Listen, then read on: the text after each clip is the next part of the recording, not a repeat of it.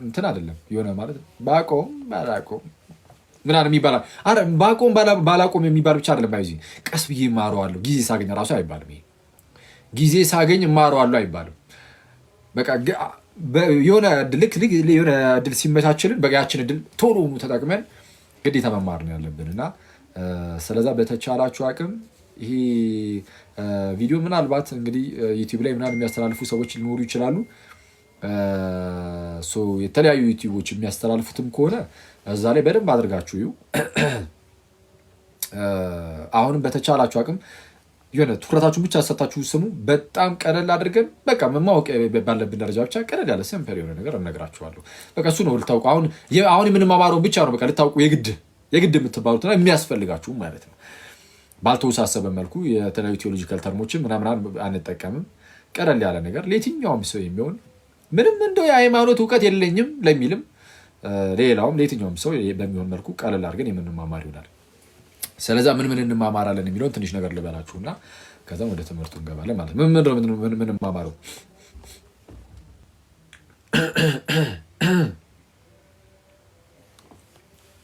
እሺ እንግዲህ የምንማማረው አስቀድመን አስተምህሮ ወይም ሃይማኖት የሆነውን ዶግማ የሆነውን ነው ስንል ምን ማለታችን ነው? ትምህርቶች በቤተ ክርስቲያን ውስጥ ያሉ ትምህርቶች በሁለት ሊከፈሉ ይችላሉ።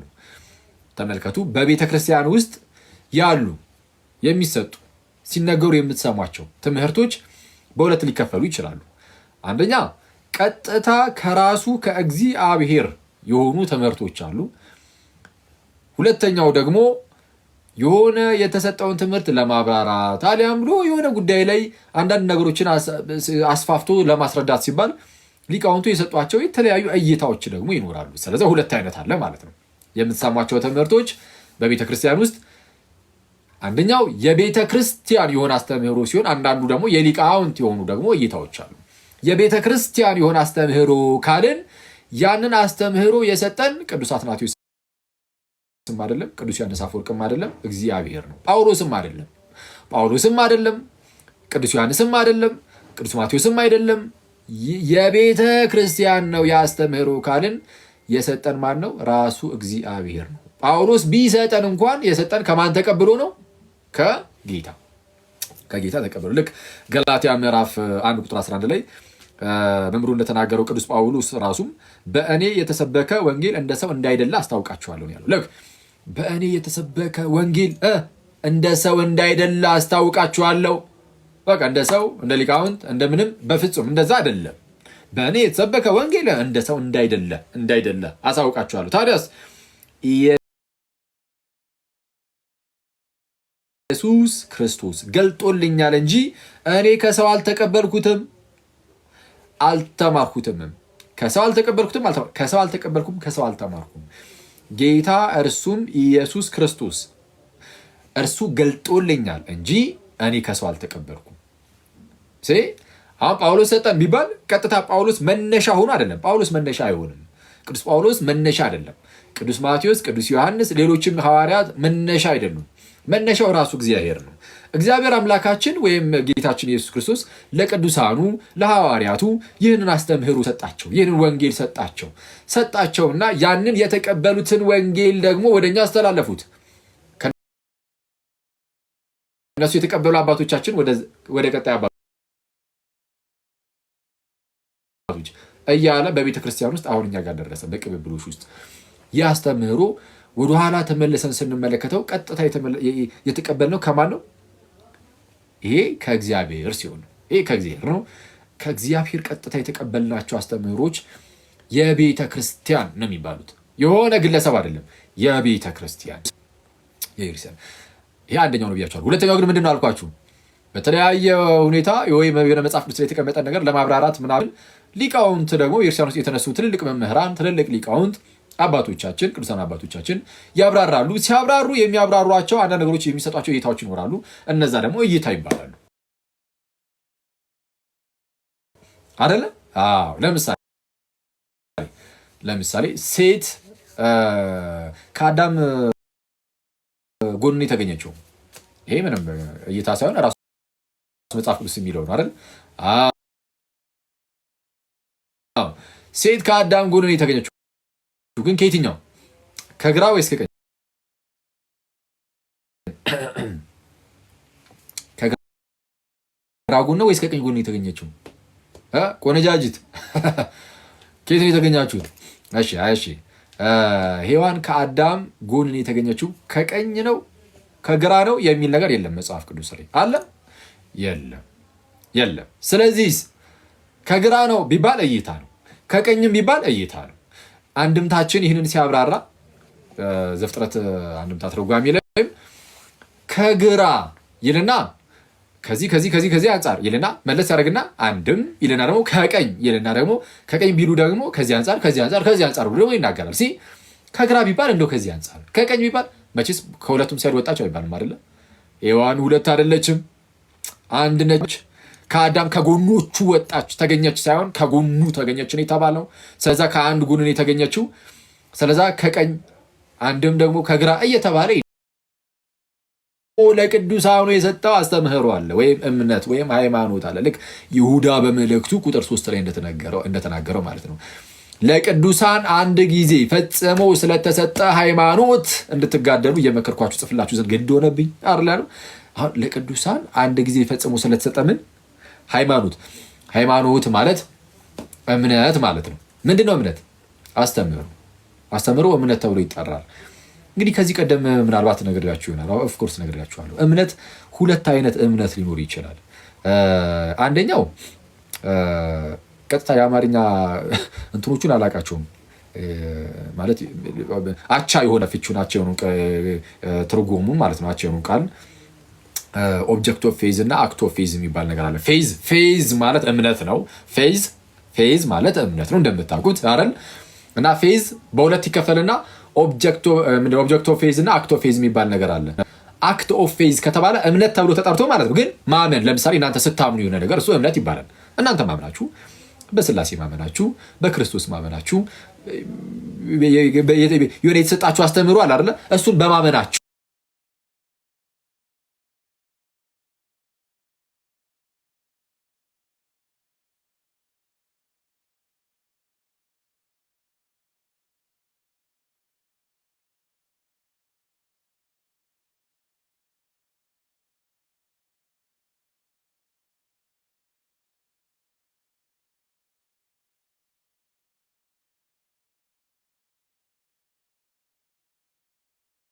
አንድ ጊዜ ፈጽሞ ስለተሰጠ ሃይማኖት እንድትጋደሉ እጽፍላችሁ ዘንድ ግድ ሆነብኝ ይላል። ስለዚህ አሁን የተሰጠው የአንድ ጊዜ ፈጽሞ የተሰጠ ሃይማኖት ማለት አንድ ጊዜ ፈጽሞ የተሰጠ አስተምህሮ ማለት ነው። ስለዚህ አሁን አስተምህሮ አንድ ጊዜ ፈጽሞ ተሰጥቷል። ከአሁን በኋላ ሐዋርያት ካለፉ በኋላ የሚጨመር አስተምህሮ አይቻልም። ይቻላል? በሃይማኖት ደረጃ አይቻልም። ሐዋርያት አንድ ጊዜ ካለፉ በኋላ ሐዋርያት ያልደረሱበት ቀስ እያለ እግዚአብሔር እየገለጠ የሚለው ነገር የለም። በሃይማኖት ደረጃ ሃይማኖት አንድ ጊዜ ፈጽሞ ተሰጥቷል። ሐዋርያት የማያውቁት ዶግማ እኛም አናቆም። በዶግማ ደረጃ በምን ደረጃ? በዶግማ ደረጃ አናቆም። ስለዛ ዶግማ የሆኑ ሃይማኖት የሆኑ የቤተ ክርስቲያን የሆኑ አስተምህሮ ነገሮች አንድ ጊዜ ለቅዱሳኑ ለሐዋርያቱ ፈጽሞ ተሰጥቷል። ከዛ በኋላ የአስተምህሮ በቅብብሎች ውስጥ ያልፋል። ሐዋርያቱ ሰበኩት በመጽሐፍ ቅዱስ በጽሁፍ ብቻ አይደለም። ዋናው ሲጀመር ስብከታቸው የቃል ነው እንጂ የጽሁፍ አይደለም። የጽሁፍ የሆነ አጋጣሚ ሲፈጠር ነው እነሱ ወይ ወደ ሌሉበት አካባቢዎች ሲጽፉ ምናምን በዚህና በዛ ምክንያት የተጻፈ ነው። ዋናው ትምህርት የተሰጠው በመጽሐፍ ቅዱስ አይደለም ማለት በመጽሐፍ ቅዱስ አይደለም የሚነሳስ በጽሁፍ አይደለም። በጽሁፍ ሳይሆን በቃል ነው። በቃል ትምህርቱ እንደ ጉድ ይሰጣል።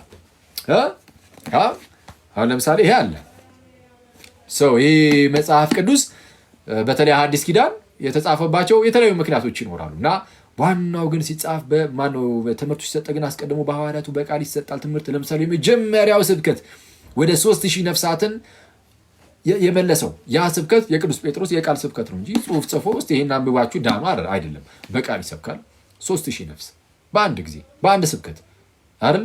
ሐዋርያት ሥራ ምዕራፍ 2 ላይ የነበረው ስብከት ማለት ነው እና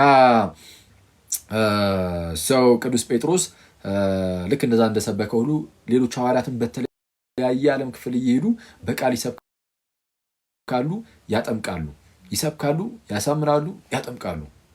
ከዛ ደግሞ አምነው ለተጠመቁ ሰዎች ብዙም አናያቸውም። ምናልባት አስፈላጊ ከሆነ አንዳንድ ቦታ ላይ ላነሳ እችላለሁ አንዳንድ ጉዳዮችን። ከዛ ውጭ ግን በዋናነት አስተምህሮ ወይም ዶግማ ላይ ብቻ ትኩረት እናደርጋለን። ለምሳሌ የእመቤታችን ፍልሰተ ስጋዋ የስጋዋ መነሳት አሁን የቤተክርስቲያን ውስጥ ይሰጣል አይሰጥም? ትምህርቱ ይሰጣል። በጣም በሁሉም ጥንታውያን አብያተ ክርስቲያናት ዘንድ የታመነና የሚሰጥ ነው። ግን ዶግማ አይደለም። እመቤታችን ምንድነው ሞታ እዛው አይደለም የቀረችው። ይልቁንም ጌታችን ወይም ልጇ ወዳጇ ክርስቶስ ኢየሱስ ስጋዋን አንስቶታል፣ መቃብሩ ባዶ ነው እንደተባለው ማለት ነው። አሁን ሃይማኖት አይደለም ወይም ዶግማ አይደለም። አስተምህሮ ዶግማ ሳይሆን በዶግማ ደረጃ የሚሰጥ ሳይሆን በቃ በሆነ ሰዓት ላይ የተፈጠረ ነገር ነው። በቤተክርስቲያን ውስጥ ዶግማ አይደለም። ዶግማ ስላልሆነ አሁን እንደነዚህ አይነት ትምህርቶችን እዚህ ላይ አንማማርም ማለት ነው። የምንማማረው ዶግማ የሆኑትንና ለመጠመቅ ሲፈልግ አንድ ሰው ከኦርቶዶክስ ቤተክርስቲያን ውጭ ያላችሁ ሰዎች፣ ፕሮቴስታንቶች፣ ሙስሊሞች፣ ኤቲስቶችም ካላችሁ ወደ ቤተክርስቲያን መታችሁ መጠመቅ ስትፈልጉ አስቀድማችሁ ልታምኗቸው የሚገቡ ዋና ነገሮችን ብቻ ነው የምንማማረው። የትኛውም ክርስቲያን ደግሞ ይህንን በጣም ማወቅ አለበት እና እዛ ላይ ትኩረት እናደርጋለን። ምንድን ናቸው? አንደኛው እንግዲህ ስለ ሃይማኖት እንማማራለን ምናምን ካለን እንግዲህ ሃይማኖት ማለት እግዚአብሔር ለኛ የሰጠው ነው ምናምን ካለን እግዚአብሔር ለኛ የሰጠው አስተምሮ የምን እግዚአብሔር የሚል ሰው ሊኖር ይችላል። ስለዛ የምንጀምረው ከፈጣሪ መኖር ይሆናል። ፈጣሪ የምር አለ ግን ማለት እግዚአብሔር ይህንን አስተምሮ ሰጥቶናል እንላለን። ግን የምር እግዚአብሔር አለ ተብሎ ደግሞ ይጠይቃል። ስለ ቀለል አድርጌ አሁን እዚሁ እነግራችኋለሁ። እግዚአብሔር አለ የለም አለ ነው የምላችሁ። ኦፍኮርስ ግን ቀለል አድርጌ የተወሰነ ነገር ስለመኖሩ ትንሽ ነገር ብቻ ተማምረን እናልፋለን። ያው እግዚአብሔር መኖሩን የማያምን በእርግጥ የለም አሁን ኦርቶዶክስ ሆኖ፣ ግን ሌሎቹ ነገሮች ላይ ትኩረት ብናደርግም ግን ይህንን እናያለን። የእግዚአብሔርን መኖር፣ የፈጣሪ መኖር፣ ፈጣሪ የምርም አለ የሚለውን ማለት ነው። ቀጠል አድርገን ደግሞ ፈጣሪ አለሽ ይሁንሽ ፈጣሪ ነው ምን ይኸው። ግን በጣም በርካታ ሃይማኖቶች ፈጣሪ ብለው የሚለምኑት የሚማጸኑት የሚያመልኩት እንግዲህ በጣም በርካታ ሃይማኖቶች አሉ። እያንዳንዱ ሃይማኖቶች ደግሞ የሚያመልኩት ፈጣሪ ይለያያል። ለምሳሌ ሙስሊሞች ጋር ብትሄዱ እንደው አላህ የሚባል ፈጣሪ አለ። ያ ፈጣሪ ምንድነው? አንድ አምላክ ሲሆን አንድ አካል ነው ብለው ያስተምራሉ። ወደ ክርስትና ደግሞ ስትሄዱ ስላሴ ነው ትላላችሁ። አንድ አምላክ ነው ይላሉ ክርስቲያኖችም፣ ግን ሶስት አካላት እንዳሉት ግን ይናገራሉ። ወደ ሌላው ስትሄዱ ደግሞ ሌላ ነገር ይባላል። አንዳንዶቹ ብዙ አማልክት አሉ ብሎ የሚያምኑም አሉ። ፈጣሪ አለ ግን ብዙ አማልክት ነው ያሉት ብሎ ደግሞ የሚያስተምሩ አሉ። አማልክት ነው ያሉት ብሎ ደግሞ የሚያስተምሩ አሉ። ቢኖር ራሱ በምን ታውቃላችሁ? የሙስሊሞች ፈጣሪ ቢሆንስ አሁን ትክክለኛ የሙስሊሞች አምላክ ቢሆንስ በብረ የምታውቁት? ስለዛው ቀጣይ የምናየው ምን ይሆናል? ፈጣሪ እንዳለ እናይና ከዛ ቀጣይ ደግሞ ያለው ፈጣሪ እውነተኛው አምላክ፣ እውነተኛው ጌታ፣ እውነተኛው ፈጣሪ የክርስቲያኖች አምላክ እንደሆነ እሱ ደግሞ እናያለን። የክርስቲያኖች አምላክ እውነተኛው ብቸኛው አምላክ፣ እውነተኛ አምላክ የሆንክ አንተን ብቻ የላከውንም ኢየሱስን ያውቁ ዘንድ ይህች የዘላለም ሕይወት ናት እንዳለው ጌታችን ኢየሱስም እውነተኛ አምላክ የሆንክ አንተ ብቻ ብለን የክርስቲያኖችን አምላክ እንጠራለን ማለት ነው። የክርስቲያኖች አምላክ ብቻውን እውነተኛ አምላክ እንደሆነ ደግሞ እናያለን። ስለዚህ ቀጣይ እሱን እናያለን። ፈጣሪ እንዳለ እናያለን። ያ ፈጣሪ ደግሞ የክርስቲያኖች አምላክ እንደሆነ እውነተኛው ፈጣሪ ለማየት እንሞክራለን። ጥቂት ነገር ነው የምሰጣችሁ። እሺ አላበዛባችሁም። ኦኬ የክርስቲያኖች አምላክ እሱ ነው ትክክለኛ ፈጣሪ አልከን። ከዛ በኋላ ግን በክርስትና ስም ራሱ በርካታ ሃይማኖቶች አይብሉ አይደለም ወይ? እንደው ጥንታውያን አብያተ ክርስቲያናቱን እንዳለ ብንይዘ ራሱ በኋላ ላይ ደግሞ የተነሱ የተለያዩ ቤተ እምነቶች አሉ። ለምሳሌ የሐዋ ምስክሮች አሉ። ኢየሱስ ፍጡር ነው የሚሉ የመጀመሪያው ፍጡር ነው የሚሉ ጌታ ይቅር ይበላቸውና ይበለንና ኦንሊ ጂሰሶች አሉ። ስላሴ የሚባል ነገር የለም ብለው የሚናገሩ ይልቁንም ኢየሱስ ራሱ አብ ነው ብለው የሚያስተምሩ ወይም አብ ራሱ ኢየሱስ ነው ብለው የሚያስተምሩ አብ ኢየሱስ ነው ብለው የሚያስተምሩ ኦንሊ ጂሰሶችም አሉ በክርስትና ስም። ይህንን መጽሐፍ ቅዱስ ይዘው እያነበቡ ይህ ብቻ ብለው እያመኑ አብ ኢየሱስ ነው ብለው የሚያስተምሩ ደግሞ አሉ። ስላሴን ይካዱ። ኦኬ ፕሮቴስታንት በሚለው የእምነት ተቋም ውስጥም የተለያየ እምነት ያላቸው ዲኖሚኔሽኖች አሉ። አንዳንዱ ድህነት ላይ ለምሳሌ ጥምቀት ያድናል ለድህነት ነው ሲል፣ አንዳንዱ ደግሞ አይ ጥምቀት ለድህነት አይደለም የሚል አለ እና ቅዱስ ቁርባኑ ላይ ሌሎች ጉዳዮች ላይ የተለያዩ ርዕሰ ጉዳዮች ላይ ማለት ነው። ሰው ታዲያ ትክክለኛው ክርስትና ታዲያ የትኛው ነው? የክርስቲያኖች አምላክ እንኳን ቢሆን ትክክለኛው ግን ሁሉም ግን የተለያየ አስተምህሮ ነው ያለው። የትክክለኛው አስተምህሮ ያለው የትኛው ጋር ነው? ትክክለኛዋስ የጌታ ቤተክርስቲያን የትኛዋ ናት? በምን እናውቃለን? እሱን ደግሞ አሳያችኋለሁ። ዘን ችን አይተን እንጨርሳለን ዛሬ። አይሻልም? ይሻላል። እነዚህ 3 ነጥቦች እናያለን። እሺ፣ የፈጣሪ መኖር ላይ ትንሽ ነገር የምናወራ ይሆናል። እንግዲህ ከፈጣሪ ህልውና ጋር በተያያዘ የሚነሱ የተለያዩ ሀሳቦች አሉ። ማለት ፈጣሪ አለ፣ ፈጣሪ የምር አለ ለሚለው ጥያቄ የተለያዩ አካላት የተለያየ መልስ ይሰጣሉ። አንዳንዶች አዎ ፈጣሪ አለ የሚሉ አሉ። ፈጣሪ የስ አለ፣ ፈጣሪ አለ ጋይዝ። አሁን እናንተ አዎ አለ ትላላችሁ አይደል? ብዙዎቻችሁ አለ ካላችሁ በቃ እናንተ አሁን ፈጣሪ አለ ከሚሉት ተርታ የምትመደቡ ናችሁ። እና በፈጣሪ ህልውና አረ ፈጣሪ አለ ብለው የሚያምኑ ብዙዎች አሉ። እነዚህ ራሳቸው ግን ይከፈላል ማለት የተለያየ ክፍልፋይ ሊኖራቸው ይችላል። ፈጣሪ አለ ብሎ አንዳንድ ሰው ለምሳሌ ብዙ ፈጣሪ ነው ያለው የሚል ሰው ሊኖር ይችላል አይደለ? ይሄ ፖሊቲዝም ይባላል። ብዙ አማልክትን የማምለክ እምነት ማለት ነው። ብዙ አማልክትን። አንዳንዱ ደግሞ አይ እኔ ሞኖቴስት ነኝ፣ ኧረ እኔ አንድ አምላክ ብቻ እንዳለ ነው ማምነው የሚሉ ደግሞ ይኖራሉ። አንድ አምላክ ብቻ ያለ ሰው አንድ አምላክ ብቻ አለ ብሎ የሚያምን ሰው ሞኖቴስት ይባላል። ይሄ አሁን እኛ ለምሳሌ አንድ አምላክ ብቻ ያለ ነው ብለን የምናምነው 3 አምላክ ያለን ወይስ አንድ አምላክ? 3 አማልክት ወይስ አንድ አምላክ? ስላሴ 3 አማልክት ነው አይደለም አይደል? ስላሴ ላይ ትምህርት ላይ ቀጣይ እሱን የምንማማረው እሱ ላይ እንሄድበታለን። ለማንኛውም አምላካችን እግዚአብሔር አንድ እግዚአብሔር ነው፣ አንድ አምላክ ነው። የአንዱ አምላክ በ3 አካል ተገለጠ ወይም 3 አካላት አለው እንጂ 3 አማልክት አይደሉም። ለማንኛውም አንድ አምላክ ብሎ የሚያምኑ አሉ፣ ብዙ አማልክት ብሎ የሚያምኑ አሉ። አንዳንዱ ደግሞ ዲስቶች ደግሞ አሉ፣ ማለት የዲዝም እምነት ተከታዮች። እነሱ ደግሞ እንዴት ያለ ነው እንደው ፈጣሪ ፈጠረና ዓለማትን ማለት ነው። ዓለማትን ፈጠረና ልክ ከዛ በኋላ በቃ አንድ ፈጠረ ያለው በራሱ ዛቢያ እንደፈለገ ይሽከርከር አይነት ነገር የለም። የሆነ በቃ ፍጥረትን አንድ የፈጠርኩ ከዛ በኋላ እርስ በርሱ እየተመጋገበ ምናምን ነገር እንደፈለገ ይኑር፣ እኔ አሁን ሌላ ስራ አለብኝ ብሎ ዞር ብሎ ፊቱን ከዓለም ፊቱን ዞር አድርጓል አይነት ነገር ማለት ነው። ልክ ምሳሌ የሚሰጡት እንዴት ነው? እንደ ሰዓትን የሚሰራው ሰው ለምሳሌ ይህንን ሰዓት የሰራው ሰውዬ ማለት ነው። ሰዓቱን ሰራ። ሰዓቱን ከሰራ በኋላ እንዲቆጥር አደረገው። ይቆጥራል። አሁን እየቆጠረ ነው ሰዓቱ። እንዲቆጥር ግዴታ ይህንን ሰዓት የሰራው ሰውዬ ነሰሰሪ መቶ ማድረግ አለበት እንዴ? የለበትም። አንድ ጊዜ ሰርቶታል። በቃ ይሄው እጅ ላይ ደርሷል። ራሱ ሰዓቱ በቃ በራሱ ጊዜ ይዞራል። ልክ እንደዛ ሁሉ ፈጣሪም ፍጥረትን ሲፈጥር ከዛ በኋላ ፍጥረት እንደ ፍጥር ጥራቱ ብሎ በቃ ትቷታል አይነት ነገር ይላሉ። ዴዝም ይባላል። እንዲህ ያለም ደግሞ ፈጣሪ አለ ብሎ ቢያምኑ ልክ እንደዚህ አይነት ፈጣሪ ነው ያለው ደግሞ የሚሉ ሰዎች አሉ። ሰው ፈጣሪ አለ የለም ለሚለው ጥያቄ አለ ብሎ የሚመልሱ ሰዎች እንደዚህ አይነት ነገሮችን ያስቀምጡ። እንደዚህ በዚህ መልኩ ሊከፋፈሉ ይችላሉ። ይህን ብዙ ያናል ትንተና መያዝ ላይጠበቅባችሁ ይችላል። ግን አትሊስት ግን መያዝ ያለባቸው የመጀመሪያው አዎ ፈጣሪ አለ የሚሉ አሉ። ለምሳሌ እኛ አንድ አምላክ አለ የምንል፣ ብዙ አማልክት አለ ምናምን የሚሉ እነዚህ ሁሉ ስህተት እንደሆኑ በኋላ ላይ ያሳያችኋለሁ። የእኛ ትክክል እንደሆነ ስናሳይ የእነሱ ስህተት እንደሆነ በዛው ይታያል። ሌላው የለም የሚል ደግሞ አለ። ፈጣሪ አለ ስትለው ኖ የለም በቃ አለቀ። ፈጣሪ የለም ብሎ የሚያምኑ ደግሞ አሉ። ለዚህ እንደ ማስረጃ የሚያቀርቡት ነገር እውነቱን ለመናገር የለም ማለት ይቻላል። ፈጣሪ ጭራሹ የለም ለማለት የሚያበቃ ወይም ደግሞ ፈጣሪ የለም ለማለት ሊቀርብ የሚችል መረጃ በፍጹም የለም። ምናልባት ሊያቀርቡ የሚችሉት እንደው እንግዲህ እስካሁን እስካየነው ድረስ ማለት ነው ከጥንትም ጀምሮ የመጣ አንድ ተለቅ ያለ ጥያቄ አለ። ማለት የስሜታዊነትም ጉዳይ የሆነ የታከለበት ማለት ነው። ምንድነው እሱም? እንደው እግዚአብሔር ሁሉን ቻይ ነው ትላላችሁ፣ ሁሉን አዋቂ ነው ትላላችሁ፣ ደግሞ ሁሉን ወዳጅ፣ ሁሉን አፍቃሪ፣ መልካም ነው ትላላችሁ።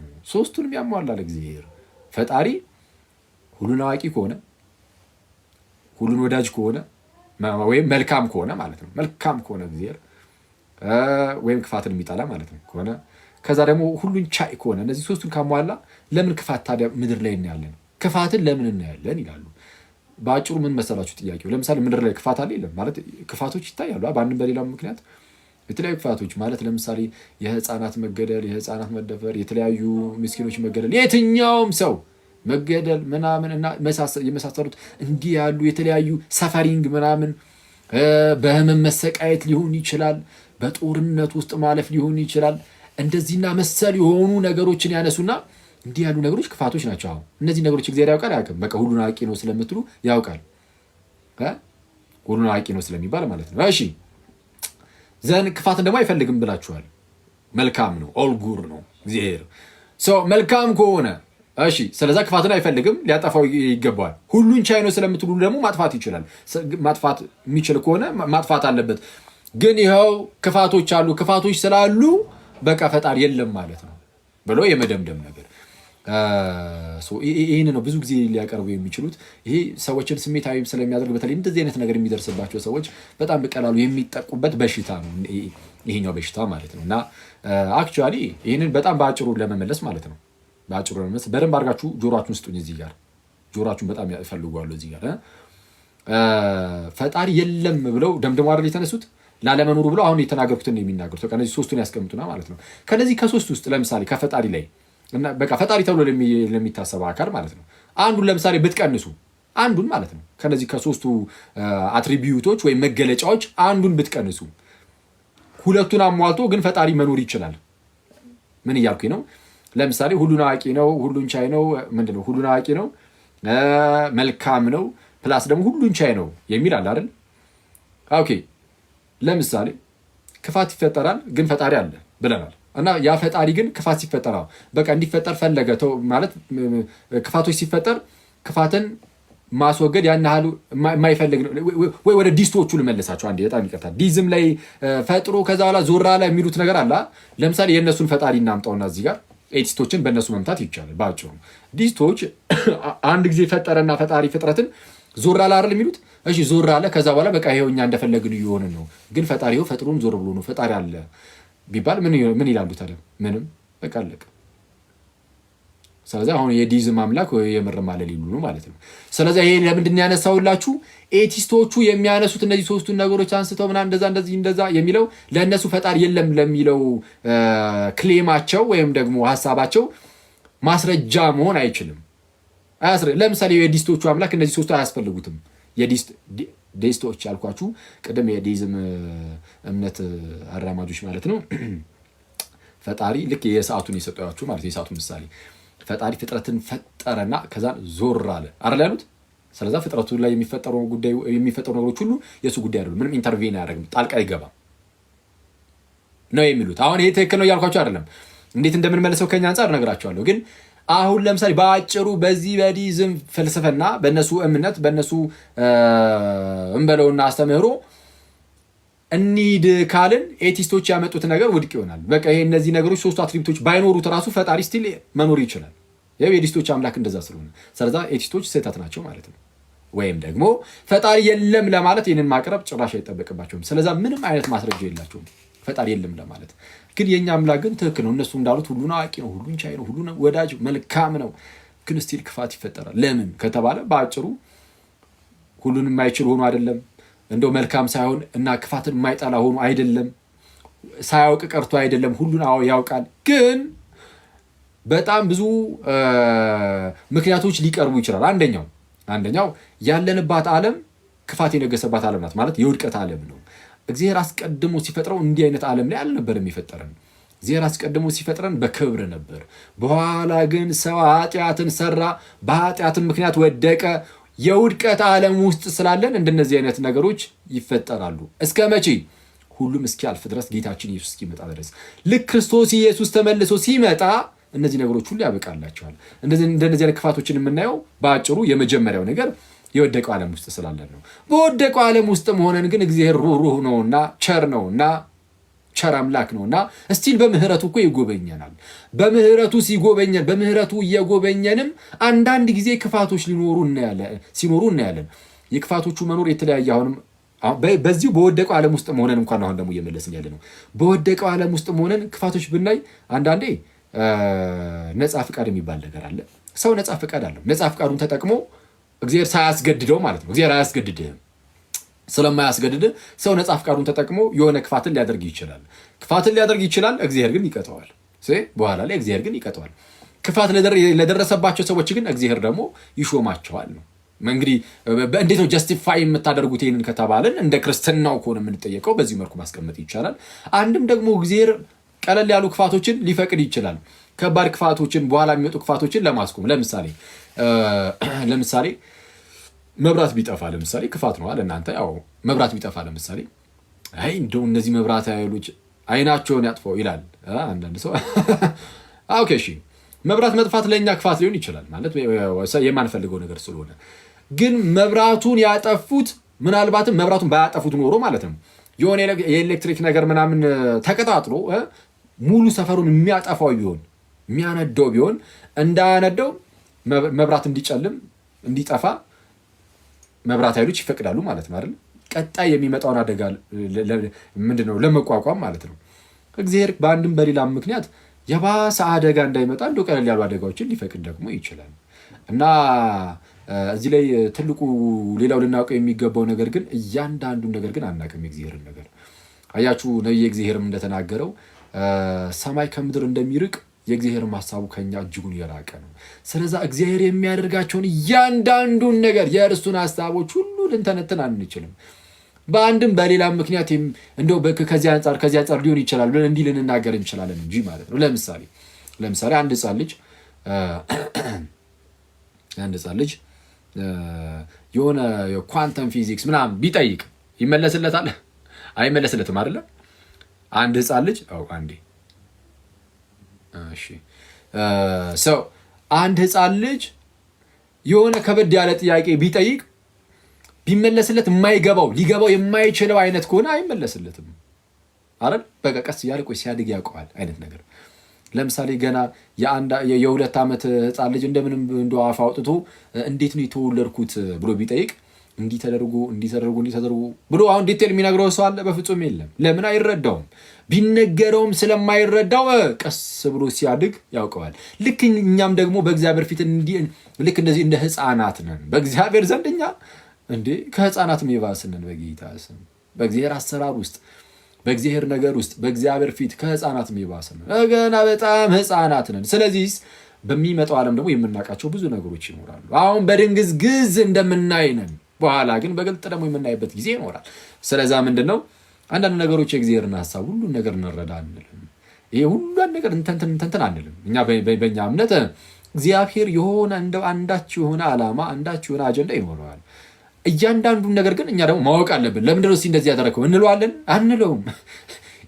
እኛ የእግዚአብሔር እንደ ባልደረባ ሆነን የሆነ እስቲ ምን አደረክ እዚህ ጋር እስቲ እሱን ሪፖርት አቅርብ ምናምን የምንል አይደለም። ይሄ የኛ መብታችን ነው ማለት እግዚአብሔር እስቲ ይሄንን ለምንድን ያደረገው አስረዳ፣ ሪፖርት አቅርብ እያልን ሪፖርት እንጠይቃለን እንዴ? አንጠይቅም። ስለዛ ምንድነው ማወቅ ባለብን ሰዓት ላይ እናውቃለን። ልክ ሕፃናት እያደጉ ሲሄዱ የሚያውቋቸው ነገሮች እንዳሉ ሁሉ እኛም ደግሞ በዚህኛው ዓለም ባናቅ እንኳን በቀጣይ ዓለም ደግሞ እያወቅን እንሄዳለን። ስለዛ እንደነዚህ ነገሮች መታወቅ አለባቸው። ይህንና ያንን ያዙና እነዚህ ኤቲስቶቹ ፈጣሪ የለም ይላሉ። ለዚህ ግን ምንድነው እንደው እንደ ማስረጃ አድርገው የሚያቀርቡት ሁነኛ ነገር የለም ፈጣሪ ላለመኖሩ ማለት ነው። የለም እንደው የፈጣሪ መኖር አላምንም አልቀበልም ብቻ ብሎ ከመገገም ውጪ ማለት ነው። ሶስተኛው ግን ፈጣሪ አለ የለም ተብሎ ሲጠየቅ መሀል ላይ ደግሞ የሚሆን አለ። ምንድነው ፈጣሪ ሊኖርም ላይኖርም ይችላል ግን አላቅም፣ የፈጣሪ መኖርና አለመኖሩ አይታወቅም የሚሉ አሉ። እነዚህ አግኖስቲኮች ናቸው።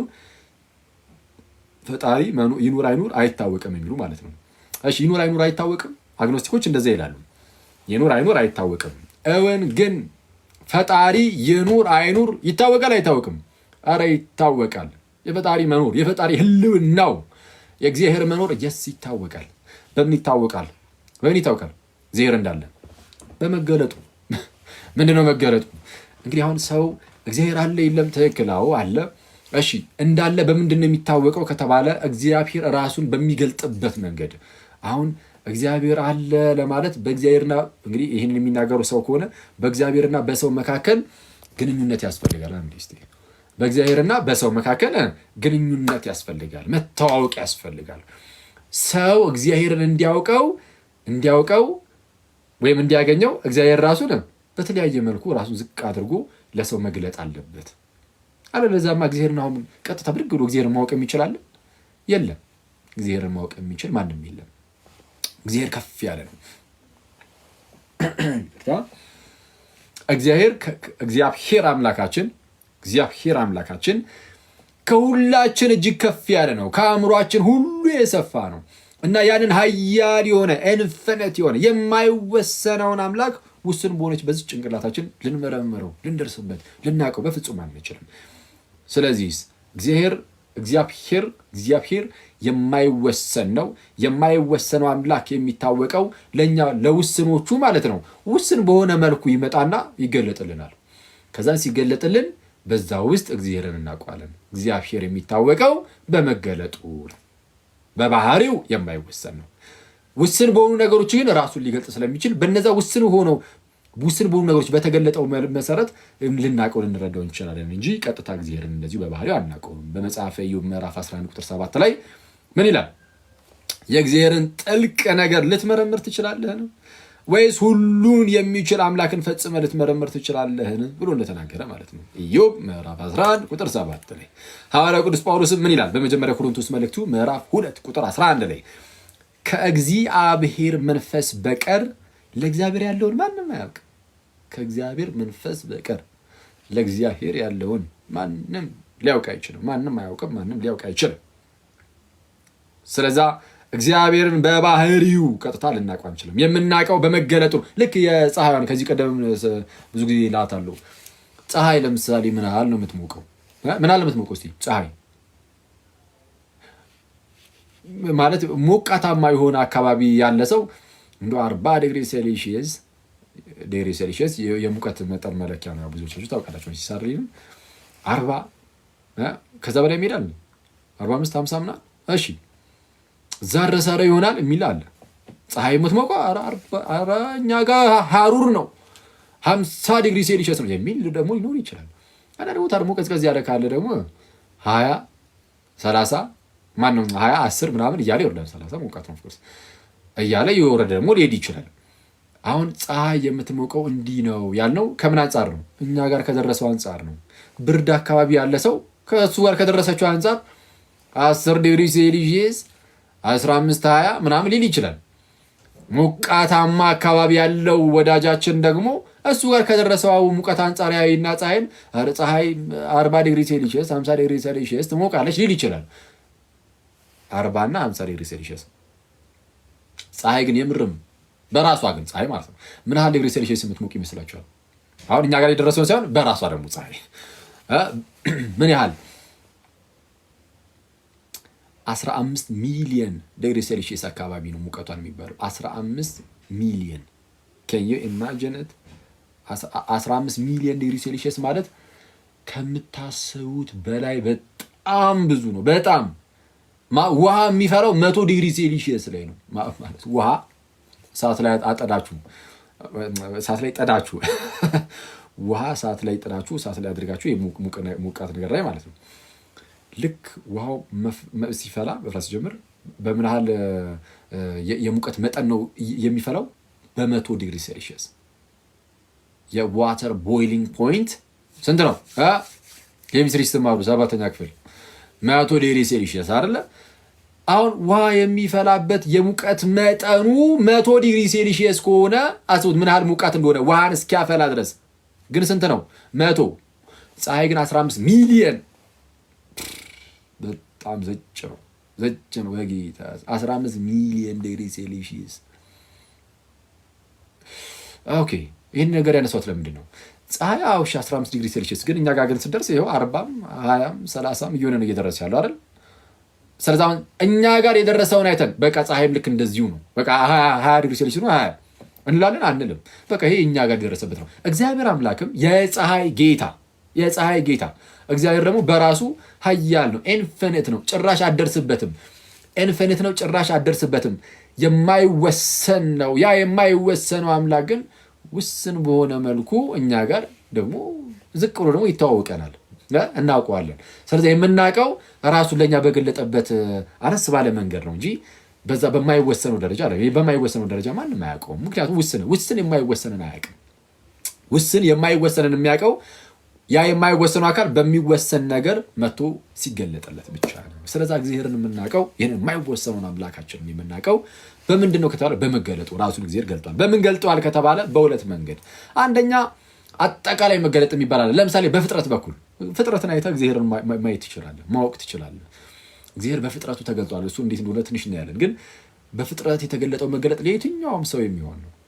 ለኔ፣ ለእናንተ፣ ለአሕዛቡም፣ ለምኑ ለየትኛውም በፈጣሪ መኖሩ ለማያምነውም ጭምር እግዚአብሔር ምንድነው ከፍጥረት የእግዚአብሔር ሕልውናው መኖሩ ግልጥ ሆኖ ይታያል። ልክ ቅዱስ ጳውሎስ በሮሜ መልእክቱ ምዕራፍ 1 ላይ እንደተናገረው ማለት ነው። ቁጥር 19 ላይ ምን ይላል? እግዚአብሔር ስለገለጠላቸው ስለ እግዚአብሔር ሊታወቅ የሚቻል ልክ እግዚአብሔር ስለገለጠላቸው ይላል። እግዚአብሔር ምን ስላለ? ስለገለጠላቸው ስለ እግዚአብሔር ሊታወቅ የሚቻለው በእነርሱ ዘንድ ግልጥ ነውና፣ ስለ እግዚአብሔር ሊታወቅ የሚቻለው ማለት ነው በእነርሱ ዘንድ ግልጥ ነውና የማይታየው ባህሪ እርሱም የዘላለም ኃይሉ ደግሞም አምላክነቱ ከዓለም ፍጥረት ጀምሮ ልክ ምን ነው ያለው? የማይታየው ባህሪ አሁን ይህ አምላክ የማይታየው ባህሪው እርሱም የዘላለም ኃይሉ ደግሞም አምላክነቱ ከዓለም ፍጥረት ጀምሮ ከዓለም ፍጥረት ጀምሮ ከተሰሩት ግልጥ ሆኖ ይታያል። ግልጥ ሆኖ የሚታየው ከምንድን ነው? ከተሰሩት አይደለ? ከዓለም ፍጥረት ጀምሮ ከተሰሩት ግልጥ ሆኖ ይታያል። ከዓለም ፍጥረት ከሰማይና ከምድር ፍጥረት ጀምሮ ከተሰሩት ሰማይ ተሰርቷል፣ ምድር ተሰርቷል፣ ሌሎች የተሰሩ ስራዎች ብዙ አሉ። ከእነርሱ ግልጥ ሆኖ ይታያል የማይታየው ባህሪው እርሱም የዘላለም ኃይሉ ደግሞም አምላክነቱ ከዓለም ፍጥረት ጀምሮ ከተሰሩት ግልጥ ሆኖ ይታያል። ስለዛ የተሰሩትን ስራ አይተህ ግልጥ ሆኖ ሊታይ ይችላል። አንደኛው ይሄ ነው። ግን ይሄ ልክ ባይዜ መዝሙረኛው ዳዊትም ምዕራፍ 19 ቁጥር 1 ላይ እንደሚናገረው ምን ብሎ ሰማያት የእግዚአብሔርን ክብር ይናገራሉ፣ የሰማይም ጠፈር የጣቶቹን ስራ ወይም የሰማይ ጠፈር የእጁን ስራ ያወራል። ሰማይ ጠፈር የእጁን ስራ ያወራል። ሰማያት የእግዚአብሔርን ክብር ይናገራሉ። ሰማያት የማንን? የእግዚአብሔርን ክብር። ሰማያት የእግዚአብሔርን ክብር ይናገራሉ፣ የሰማይም ጠፈር ደግሞ የእጁን ስራ ያወራል ይላል። ስለዚህ የሰማይም ጠፈር የእጁን ስራ ያወራል። ስለዚህ የሰማይን ጠፈር አይተህ የእግዚአብሔርን እጅ ታያለህ። ስለዚህ እግዚአብሔር በምን ይታወቃል ከተባለ አንድም በፍጥረቱ እግዚአብሔር ይታወቃል። ይሄ አንደኛው ነው። ይሄ አጠቃላይ መገለጥ ሲባል ይሄኛው ነው። አጠቃላይ መገለጥ እንግዲህ ለድህነት ላይሆን ይችላል። እንደው እግዚአብሔር ፈጣሪ መኖሩን ልታውቅ ትችላለህ፣ ግን በዛው ዝም ብለህ ድህነትን ግን አታውቅም። ድህነትን ግን ለማግኘት ልዩ መገለጥ ግን ያስፈልጋል። እግዚአብሔር ልዩ መገለጥ ደግሞ አለው። በመልእክተኞቹ በኩል በነቢያቱ በኩል እግዚአብሔር ራሱን ይገልጣል። በተአምራቱ እና በተለያዩ ክብሩን በሚገልጥባቸው መንገዶች ራሱን እግዚአብሔር ይገልጥና መጨረሻ ላይ ደግሞ በልጁ በኢየሱስ ክርስቶስ በኩል የመጨረሻውን መገለጡን በእርሱ በኩል ሲያደርግኛለን። ኦኬ ልክ ዕብራውያን ምዕራፍ 1 ቁጥር 1 ላይ እንደተነገረው ዕብራውያን ምዕራፍ 1 ቁጥር 1 ላይ እግዚአብሔር ይላል ልክ ከጥንት ጀምሮ እግዚአብሔር በብዙ አይነትና በብዙ ጎዳና ለአባቶቻችን በነቢያት ተናግሮ ልክ ከመጀምሮ ከጥንት ጀምሮ ማን? እግዚአብሔር ለአባቶቻችን ከኛ በፊት ላሉት አባቶቻችን አለ ጳውሎስ በነቢያት ተናግሮ እግዚአብሔር ከጥንት ጀምሮ ለአባቶቻችን በነቢያት ተናግሮ ነበረ። አሁንስ ሁሉን ወራሽ ባደረገው ደግሞም ዓለማትን በፈጠረበት በልጁ በዚህ ዘመን መጨረሻ ለእኛ ተናገረን እኮ። በዚህ ዘመን መጨረሻ ግን ዓለማትን በፈጠረበት ሁሉን ወራሽ ባደረገው በልጁ ለእኛ ተናገረን። ስለዛ ባሪያዎቹን ላከ እግዚአብሔር ባሪያዎቹን ላከ መጨረሻ ላይ ልጁ የመገለጡ መደምደሚያ ነው። በነቢያት በኩል እግዚአብሔር ራሱን ገልጧል። ይሄ ስፔሲፊክ የሆነ በጣም ልዩ የሆነ መገለጥ ነው። እግዚአብሔር እንዲህ ይላል እየተባለ የተነገረበት ነው። በፍጥረት የፈጣሪን ሕልውና ብታቅ ነው በቃ ፈጣሪው አለ ብለህ ከፍጥረት አንጻር ልትናገር ትችላለህ። በነቢያት በኩል ግን የሰራዊት ጌታ እግዚአብሔር እንዲህ ይላል እያሉ ይናገራሉ። እንዲህ ወደፊት ይፈጸማል፣ ከዚህ በፊት የነበሩትን እንዲህ አድርጎ ነበረ፣ ደግሞ አሁንም እንዲህ ነው እያሉ እግዚአብሔር የሚያዛቸው ትእዛዞችን ቀጥታ እየመጡ ለሰዎች ይናገራሉ። ግን በማን በኩል ነው? በነቢያት በኩል። ነቢያት ከእግዚአብሔር ጋር አንድ ናቸው እንዴ? አይደሉም። ነቢያት ከእግዚአብሔር ጋር አንድ አይደሉም። ስለዛ እግዚአብሔር ባወቀ ለነቢያቱ እንዲሆነች ነገር ይሰጣቸዋል። ነቢያቱም ይዘው ደግሞ ለህዝቡ፣ እግዚአብሔር ህዝቡን በዚህ መልኩ ይጠብቃል። መጨረሻ ላይ ግን ከእግዚአብሔር ጋር አንድ የሆነ ልጁ የራሱን ልጁን የገዛ ልጁን ላከው። ሲልከው በስጋ እንዲወለድ አድርጎ ላከው። ገላትያ ምዕራፍ 4 ቁጥር 4 ላይ እንደተነገረው ምን ተብሎ ተናገረ? እግዚአብሔር ከሴት የተወለደ ልጁን ላከ እንዳለ። ስለዛ እግዚአብሔር አምላክ አስቀድሞ ነቢያቱን ከእርሱ ጋር አንድ ያልሆኑ ነቢያትን ባሪያዎቹን ይልክ ነበር። አሁን ደግሞ የገዛ ልጁ ኢየሱስን ላከው። የገዛ ልጁን ላከው። ያ ቃሉን ማለት ነው። ቃሉን ላከ፣ ፈወሳቸው። ልጁን ላከ፣ አዳናቸው። ክንዱን ላከ፣ አቀረባቸው። ክንዱ የተባለ ቃሉ የተባለ ልጁ የተባለ ጌታችንና መድኃኒታችን ኢየሱስ ነው። እርሱ መጥቶ ከእመቤታችን ከቅድስት ድንግል ስጋ ነስቶ በስጋ ተገለጠ። የዲያብሎስን ስራ ያፈርስ ዘንድ የእግዚአብሔር ልጅ በስጋ ተገለጠ እንደተባለ በስጋ ተገለጠ። ቃልም ስጋ ሆነ፣ በእኛም አደረ፣ ጸጋና እውነትም የተሞላ ነው እንደተባለ አሁን ስጋዌ ላይ ስንደርስ እሱን ትንሽ ነገር ዳስላችኋለሁ። ግን ዛሬ ሳይሆን ሶስተኛው ቀን ላይ ማለት ነው። ምንድነው? አብ መጨረሻ ላይ ይህን ልጁ ላከው። ይህ ልጁ ደግሞ እንደ ነቢያቱ ከአብ የተነጠለ አይደለም፣ ከአብ ጋር አንድ ነው። የልጁ በአባቱ እቅፍ ያለ ነው። ስለዛ መገለጡ ልዩ ነው። እንዴት ከተባለ ወልድ አሁን ነቢያቱ እግዚአብሔርን ያውቁታል ቢባል አዎ፣ ግን የሚያውቁት ግን ራሱን እንደው በስሱ በገለጠላቸው ልክ ነው። ስለዛ እግዚአብሔርን ቀጥታ እንኳን ማየት አይችሉም ነቢያቱ። ልጁ ግን ማየት አይደለም፣ በቃ ከእርሱ ጋር አንድ ነው፣ በአባቱ እቅፍ አለ እንኳን ተብሎ የሚነገርለት ነው። ስለዛ ምን አለ? ዮሐንስ ወንጌል ምዕራፍ 1 ቁጥር 17 ላይ መቼም ቢሆን እግዚአብሔርን ያየው አንድስ እንኳ የለም ተባለ። ብዙ ነቢያት እኮ አልፎ ነበር፣ ግን እነሱን ሁሉ ቢያውቅም እንኳን ጸሐፊው መቼም ቢሆን እግዚአብሔርን ያየው አንድስ እንኳ የለም። ቀጥታ እግዚአብሔርን አያዩትም። በሆነች ነገር ይገለጥላቸዋል፣ እሷን ይይዛሉ። እሷን አይተው የክብሩን መገለጥ እያዩ እግዚአብሔርን አየን ያሉ ብዙዎች አሉ። እነማኑ? ይሄ ለምሳሌ እግዚአብሔርን አየን አይተናልና እንሞት ዘንድ አለን ብለው እንደተናገረን፣ ግን እግዚአብሔር የሆነ ክብሩን የሚያሳየው የሆነ መገለጡን ያሳያል እንጂ ቀጥታ እግዚአብሔርን የሚያይ ማንም የለም። እና እግዚአብሔርን ያየ አንድስ እንኳ የለም ይታሩ። ለዛ ነው ግንስ በአባቱ እቅፍ ያለ አንድ ልጁ እርሱ ግን ተረከው። እግዚአብሔርን ያዩ አንድስ እንኳ የለም። አዎ፣ በአባቱ እቅፍ ያለ ግን ብቸኛ ልጁ አለ፣ አንድያ ልጁ ክርስቶስ። እርሱ ግን ተረኮታል ተባለ። ተረከው። በመተረክ ደረጃ ማወቅ ማየት ብቻ አይደለም፣ ሊተርክ እንኳን የሚችል ነው። ሊተርክ እንኳን የሚችል ነው። ስለዛ እርሱ በደንብ ያውቀዋል። የመጨረሻው መገለጥ በቃ በኢየሱስ በኩል ነው፣ በልጁ በኩል ነው። ከልጁ የሚበልጥ አይነት ሌላ መገለጥ ከየትም ሊመጣ ይችላል በፍጹም። የመጨረሻው መደምደሚያው ትልቁ መገለጥ በልጁ በኩል ነው እና በልጁ በኩል ደግሞ ያው ለቤተ ክርስቲያን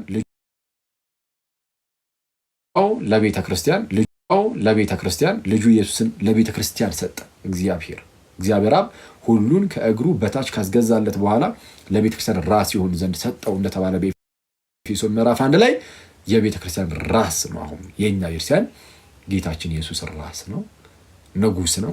ቤተ ክርስቲያን መንግስቱ ናት እና አሁን በቃ የልጁ መንግስት ተቋቁሟል። ስለዚህ አሁን በሐዲስ ኪዳን የመጨረሻው መገለጥ ክርስቶስ ነው። በዚህ መንግስት ውስጥ ሁሉም ነገር ይጠቀለላል። ከዚህ መንግስት ውጪ ያለ ካለ እሱ ሐሰተኛ ነው። ከዚህ መንግስት ውጪ ከሆነ ሌባ ነው። ከዚህ መንግስት ውጪ ሌላ ከፈጣሪ የሆነ ምንም አይነት ነገር የለም ማለት ነው። እሺ የመጨረሻው መገለጥ እንዳልኳችሁ በልጁ በኢየሱስ በኩል ነው። አሁን ቀጥታ ወደዛ እየዘለልኩኝ ሳይሆን ግን ስለመገለጡ እየነገርኳችሁ ነው። የመጨረሻው መገለጥ እንዳትረሱ በኢየሱስ በኩል ነው። ይሄንን ያዙ። የአጠቃላይ መገለጥ በፍጥረት ነው። እሱ ቀጥታ ወደ ድህነት የሚወስድ ላይሆን ይችላል። በቃ ፈጣሪን ከማወቅ አንጻር ብቻ ነው የሚሆነው። ልዩ መገለጥ ግን አስቀድሞ በነቢያት እና በተለያዩ ታምራት በኩል በኋላ ደግሞ በራሱ መጨረሻ ላይ ማለት ነው በልጁ በኩል ያደረገው መገለጥ ነው። እንዳትረሱ ይሄንን ያዝ አድርጉና የፍጥረቱ ላይ ከፍጥረት አንጻር እንዴት ሊታወቅ ይችላል ፈጣሪ የሚለውን ትንሽ ነገር ልበላችሁና እንጨርስ። ፈጣሪ አለ ትላላችሁ፣ እስቲ በምን ይታወቃል ካሉ አንዳንድ ሰዎች አሁን መጽሐፍ ቅዱስ ብትሉ ምናልባት አይ መጽሐፍ ቅዱስን አልቀበሉ ሊሉ ይችላሉ። ኢየሱስ ብትሉ አይ ኢየሱስን አልቀበሉ ሊሉ ይችላሉ። ፍጥረት ግን ያው ፊት ለፊት ላይ አለ። ፍጥረትን አልቀበልም ማለት አይቻልም። ስለዚህ ከፍጥረት ማሳየት እንችላለን ነው። እንዴት ማሳየት እንችላለን? ቀለል አድርጌ ልንገራችሁ። የአርጊመንቶችን ስም ምናምን የደረደርኩኝ አላዝጋችሁም። ቀለል አድርጌ ብቻ ላስቀምጥላችሁ። ይሰማል ግን ጋይዝ?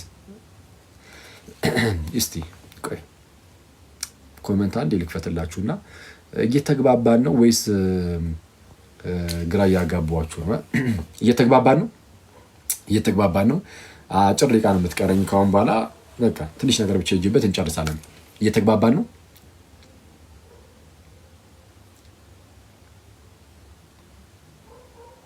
እሺ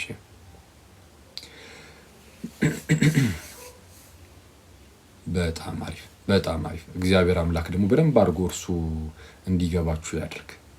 እርሱ ብቻ ነው የሚያስረዳን ባይዘው። እሺ እግዚአብሔር ነው የሚያስረዳና እኛ ደግሞ ልባችንን እንክፈትለት። እሺ ታንክ። እሺ እግዚአብሔር ከእናንተ ጋር ይሁን፣ ከኔም ጋር ይሁን። እሺ ፈጣሪ እንዳለ ከፍጥረት አንጻር በምን ማየት እንችላለን? አንደኛው ፍጥረት ሁሉ እሺ ፍጥረት ሁሉ ቀላል አድርጌ የተወሰኑ ላሳያችሁ። ፍጥረት ሁሉ ምንድነው መኖር የጀመረ? እሺ በዚህ እንጀምር። በደንብ አድርጋችሁ ስሙኝ። መኖር የጀመረ ነገር የሆነ ነገር የፈለጋችሁትን አስቡ። ዝም ብላችሁ ጭንቅላታችሁ ከምታዩት ሊሆን ይችላል፣ በዙሪያችሁ ካለው ሊሆን ይችላል ምናምን የሆነ ነገር እዩና ያ የምታዩት ነገር መኖር የጀመረ ነው ወይስ በቃ ከድሮም ከዘላለምም አለ ወይስ የሆነ ሰዓት ላይ ነው? ወይ የሆነ ሰው ሰርቶት ምናምን። ስልካችሁን ማየት ትችላላችሁ። ዞር በሉ። የተቀመጣችሁበትን ማየት ትችላላችሁ። ራሳችሁንም አክቹዋሊ ማየት ትችላላችሁ። የለበሳችሁትን ማየት ትችላላችሁ። የፈለጋችሁትን እዩ። መኖር የጀመረ ነገር ከሆነ መኖር የጀመረ ማለት ከዘላለሙም ያለ በቃ እንደዚሁ ነው የኖረው ምናምን የሚባል ሳይሆን መኖር የጀመረ ከሆነ ህልውናው በህልውና ደረጃ በመኖር ደረጃ ማለት ነው። በመኖር ደረጃ የጀመረ አይነት ከሆነ የሆነ ሰዓት ላይ የጀመረ ከሆነ በቃ የሆነ አስጀማሪ አለ። ምን አለው? አስጀማሪ። እሱን እንዲጀምር ያደረገው አካል የሆነ አለ። በቃ ያስጀመረ የሆነ አካል አለ።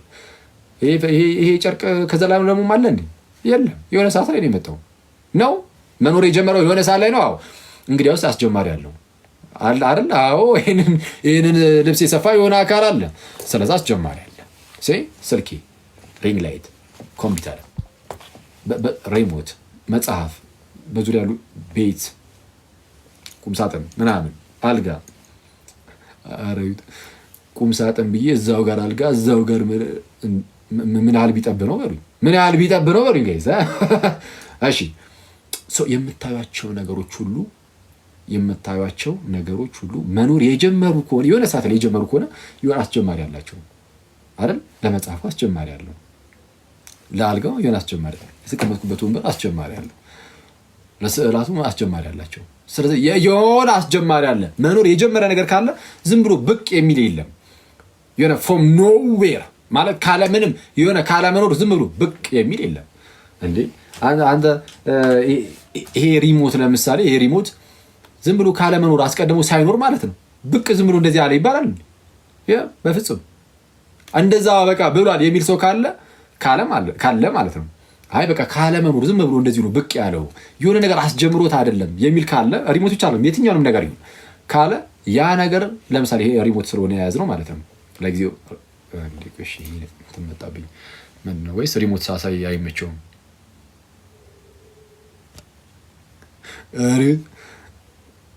አንዳንዴ እኮ ቲክቶክ ይመቸው ሪሞቱን አነሳለሁ አላመነኝም ቲክቶክ እና እስቲ ራስን ቬሪፋይ አድርጋለኝ ዋና ጣቢያውን ሊቀይረው ነው የሚመስለው የቲክቶኩን። እሺ ሰው ለምሳሌ ሪሞት በቃ ካለመኖር ስሙኝ በደምብ ጋይስ። እሺ ዝም ብሎ በቃ እንደዚህ ምንም አስጀማሪ ሳይኖረው ዝም ብሎ እንደዚህ መጣ ከተባለ ኦኬ ለምን እንደዚህ ሆነ ታዲያ? ለምን ሌላ አይነት ሳይሆን ለምን ክብ ሳይሆን ለምን አራት ማዕዘን ሆነ ብለን እንጠይቃለን። ከዛ በኋላ ያኔ ነው መልሱ የሚመጣው። አራት ማዕዘን ሆኖ በዚህ ምክንያት ነው ሲባል ያ ምክንያት የእሱ አስጀማሪ ነው። ለምን እንደዚህ እንዲሰራ ሆነ ምናምን ሌሎች ነገሮችም የፈለጋችሁትን ይሁንና አይ በቃ ዝም ብሎ እንደዚሁ ነው በራሱ ነው እንደዚህ ዝም ብሎ ብቅ ያለው ለምን እንዲሆነ ታዲያ ለምን ሌላ አይነት ሳይሆን ብለን መጠየቅ እንችላለን። ለማንኛውም መኖር የጀመረ ነገር ከሆነ በቃ አስጀማሪ ያለው የፈለጋችሁትን አይታችሁ መወሰን ትችላላችሁ። ራሳችሁ ኦብዘርቭ የምታደርጉት አይታችሁ ማስተዋል የምትችሉት ነገር ነው። አሁን ይሄንን ያዘው የመጀመሪያ እና ታዲያ ምንድነው እና ከፈጣሪ መኖር ጋር ምን ያገናኛል ልትሉ ትችላላችሁ። ግን ሁለተኛው ደግሞ በደንብ አድርጋችሁ ስሙ። የመጀመሪያው መኖር የጀመረን ያልኩት የትኛውም ነገር አይደለም። የትኛውም ነገር ግን መኖር የጀመረ ከሆነ አስጀማሪ አለው። እሺ ሁለተኛው ፕራይሜስ ልስጣችሁ። ይሄ አጽናፈ ዓለም የዓለማት ዩኒቨርስ የምንለው ማለት ነው። ይሄ አጠቃላይ ዓለም ምድር ብቻ አይደለም፣ የተፈጠረው ዓለም ሁሉ ማለት ጊዜን ጨምሮ ቦታን ጨምሮ የሚታዩ ቁስ አካላትን ምናምን ሁሉን ጨምሮ ኤነርጂን ጨምሮ ኃይልን ጨምሮ እነዚህ ሁሉን የሚያካትት እሱ ዓለም ይባላል። ዩኒቨርስ እሱ መኖር የጀመረ ነው ማለት ከዘላለሙም የለም ጊዜን ጨምሮ ማለት ነው። ከዘላለሙ በቃ ዝም ብሎ ጊዜ አለ አይባልም። ለምሳሌ በምሳሌ ልስጣችሁ። እሱም በምን ማወቅ እንችላለን? የዓለም ራሱ ከዘላለሙ እንዳልነበረ ትልቁ ማሳያ ዛሬ ምንድነው ቀኑ? እሁድ አይደል? ዛሬ እሁድ ነው። ትላንት ቅዳሜ ነበር። ከዛን አርብ፣ ሐሙስ፣ ሮብ፣ ማክሰኞ እያለ ወደኋላ ስንሄድ ዘላለም ከሆነ ያልቃል እንዴ? ወደኋላ ተቆጥሮ አያልቅም አይደል? ወደኋላ ተቆጥሮ አያልቅም። ወደኋላ ተቆጥሮ የማያልቅ ከሆነ ከዛሬዋ ቀን በፊት ያለው ማለት ነው። ከዛሬዋ ቀን በፊት ያለው የማያልቅ ከሆነ ዛሬ ራሱ አይደል እንዴት መጣ ያስብላል ማለት የማያልቅ ከሆነ። ይሄን በምሳሌ ተረዳችሁ ይገባችኋል። ቆይ አንዴ በምሳሌ ያስረዳችሁ። ወደዚህ ስመጣ ያኔ በደንብ ይገባችኋል። ምናልባት አሁን የተወሰነ ግራ ልትጋቡ ትችላላችሁ። ጤናማ ነው ባይገባችሁ አሁን ማለት ነው። አሁን የተናገርኩት ለምሳሌ አንድ ላይብረሪ ውስጥ የሚሰራ ሰው አለ እንበል። ስሙ በደንብ ላይብረሪ ውስጥ ያለው ምንድን ነው? መጽሐፍት አይደል? የሚነበቡ መጽሐፍት አሉ። እና ላይብረሪ ውስጥ የሚሰራው ሰው ላይብረሪውን የሚከፍተው ላይብረሪ ውስጥ ያሉ መጽሐፍትን ቆጥሮ ሲጨርስ ነው። ላይብረሪው እንዲከፈት ላይብረሪው ከመከፈቱ በፊት ምን መደረግ አለበት? መጽሐፍቱ ተቆጥረው ማለቅ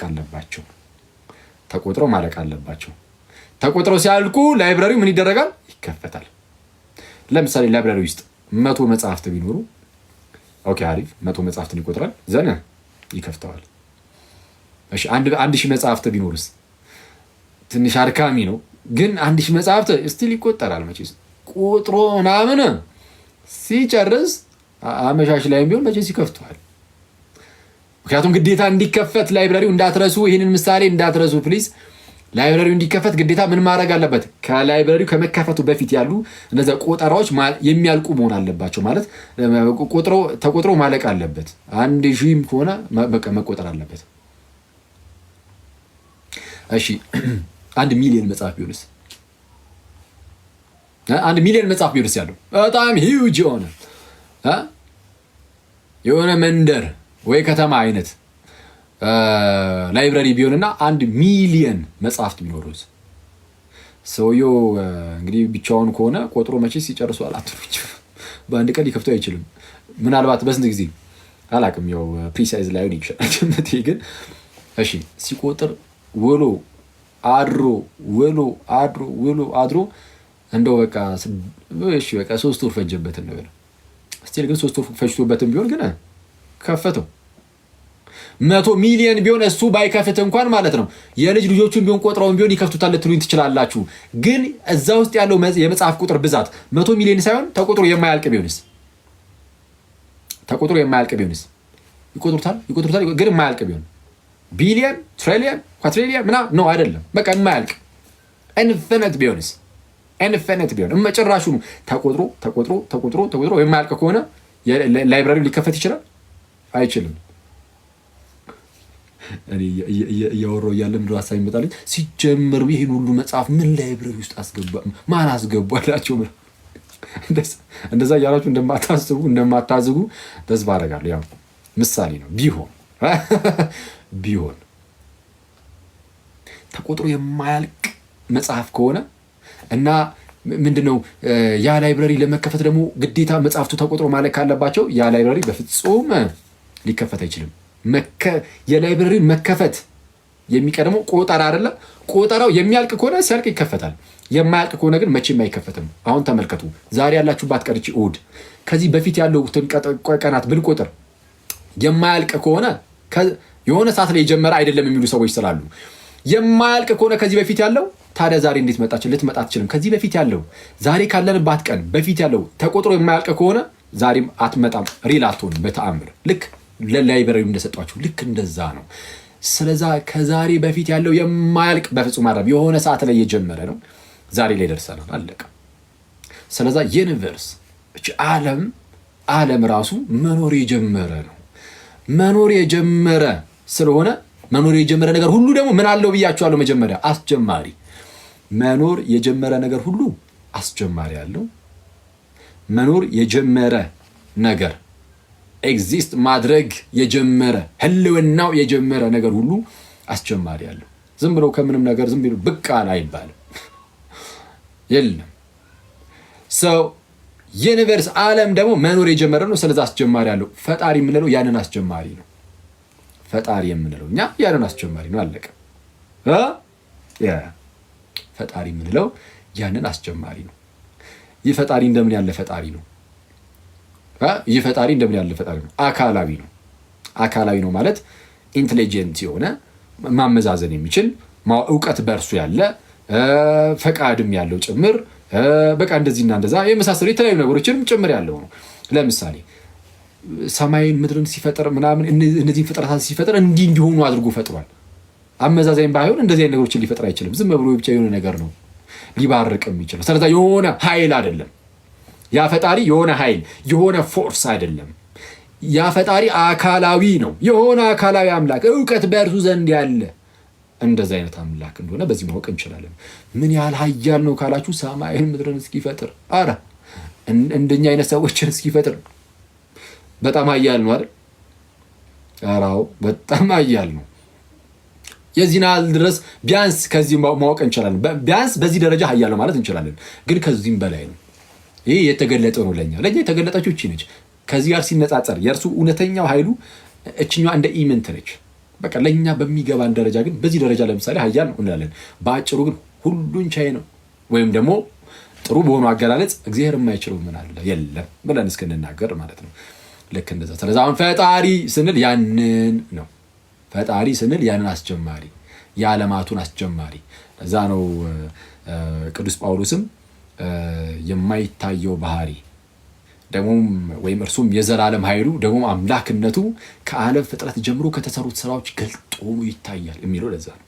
እሱን ነው መዝሙረኛው ዳዊትም ሰማያት የእግዚአብሔርን ክብር ይናገራሉ፣ የሰማይም ጠፈር የእጁን ስራ ያወራል ይላል። የሰማይም ጠፈር የእጁን ስራ ያወራል።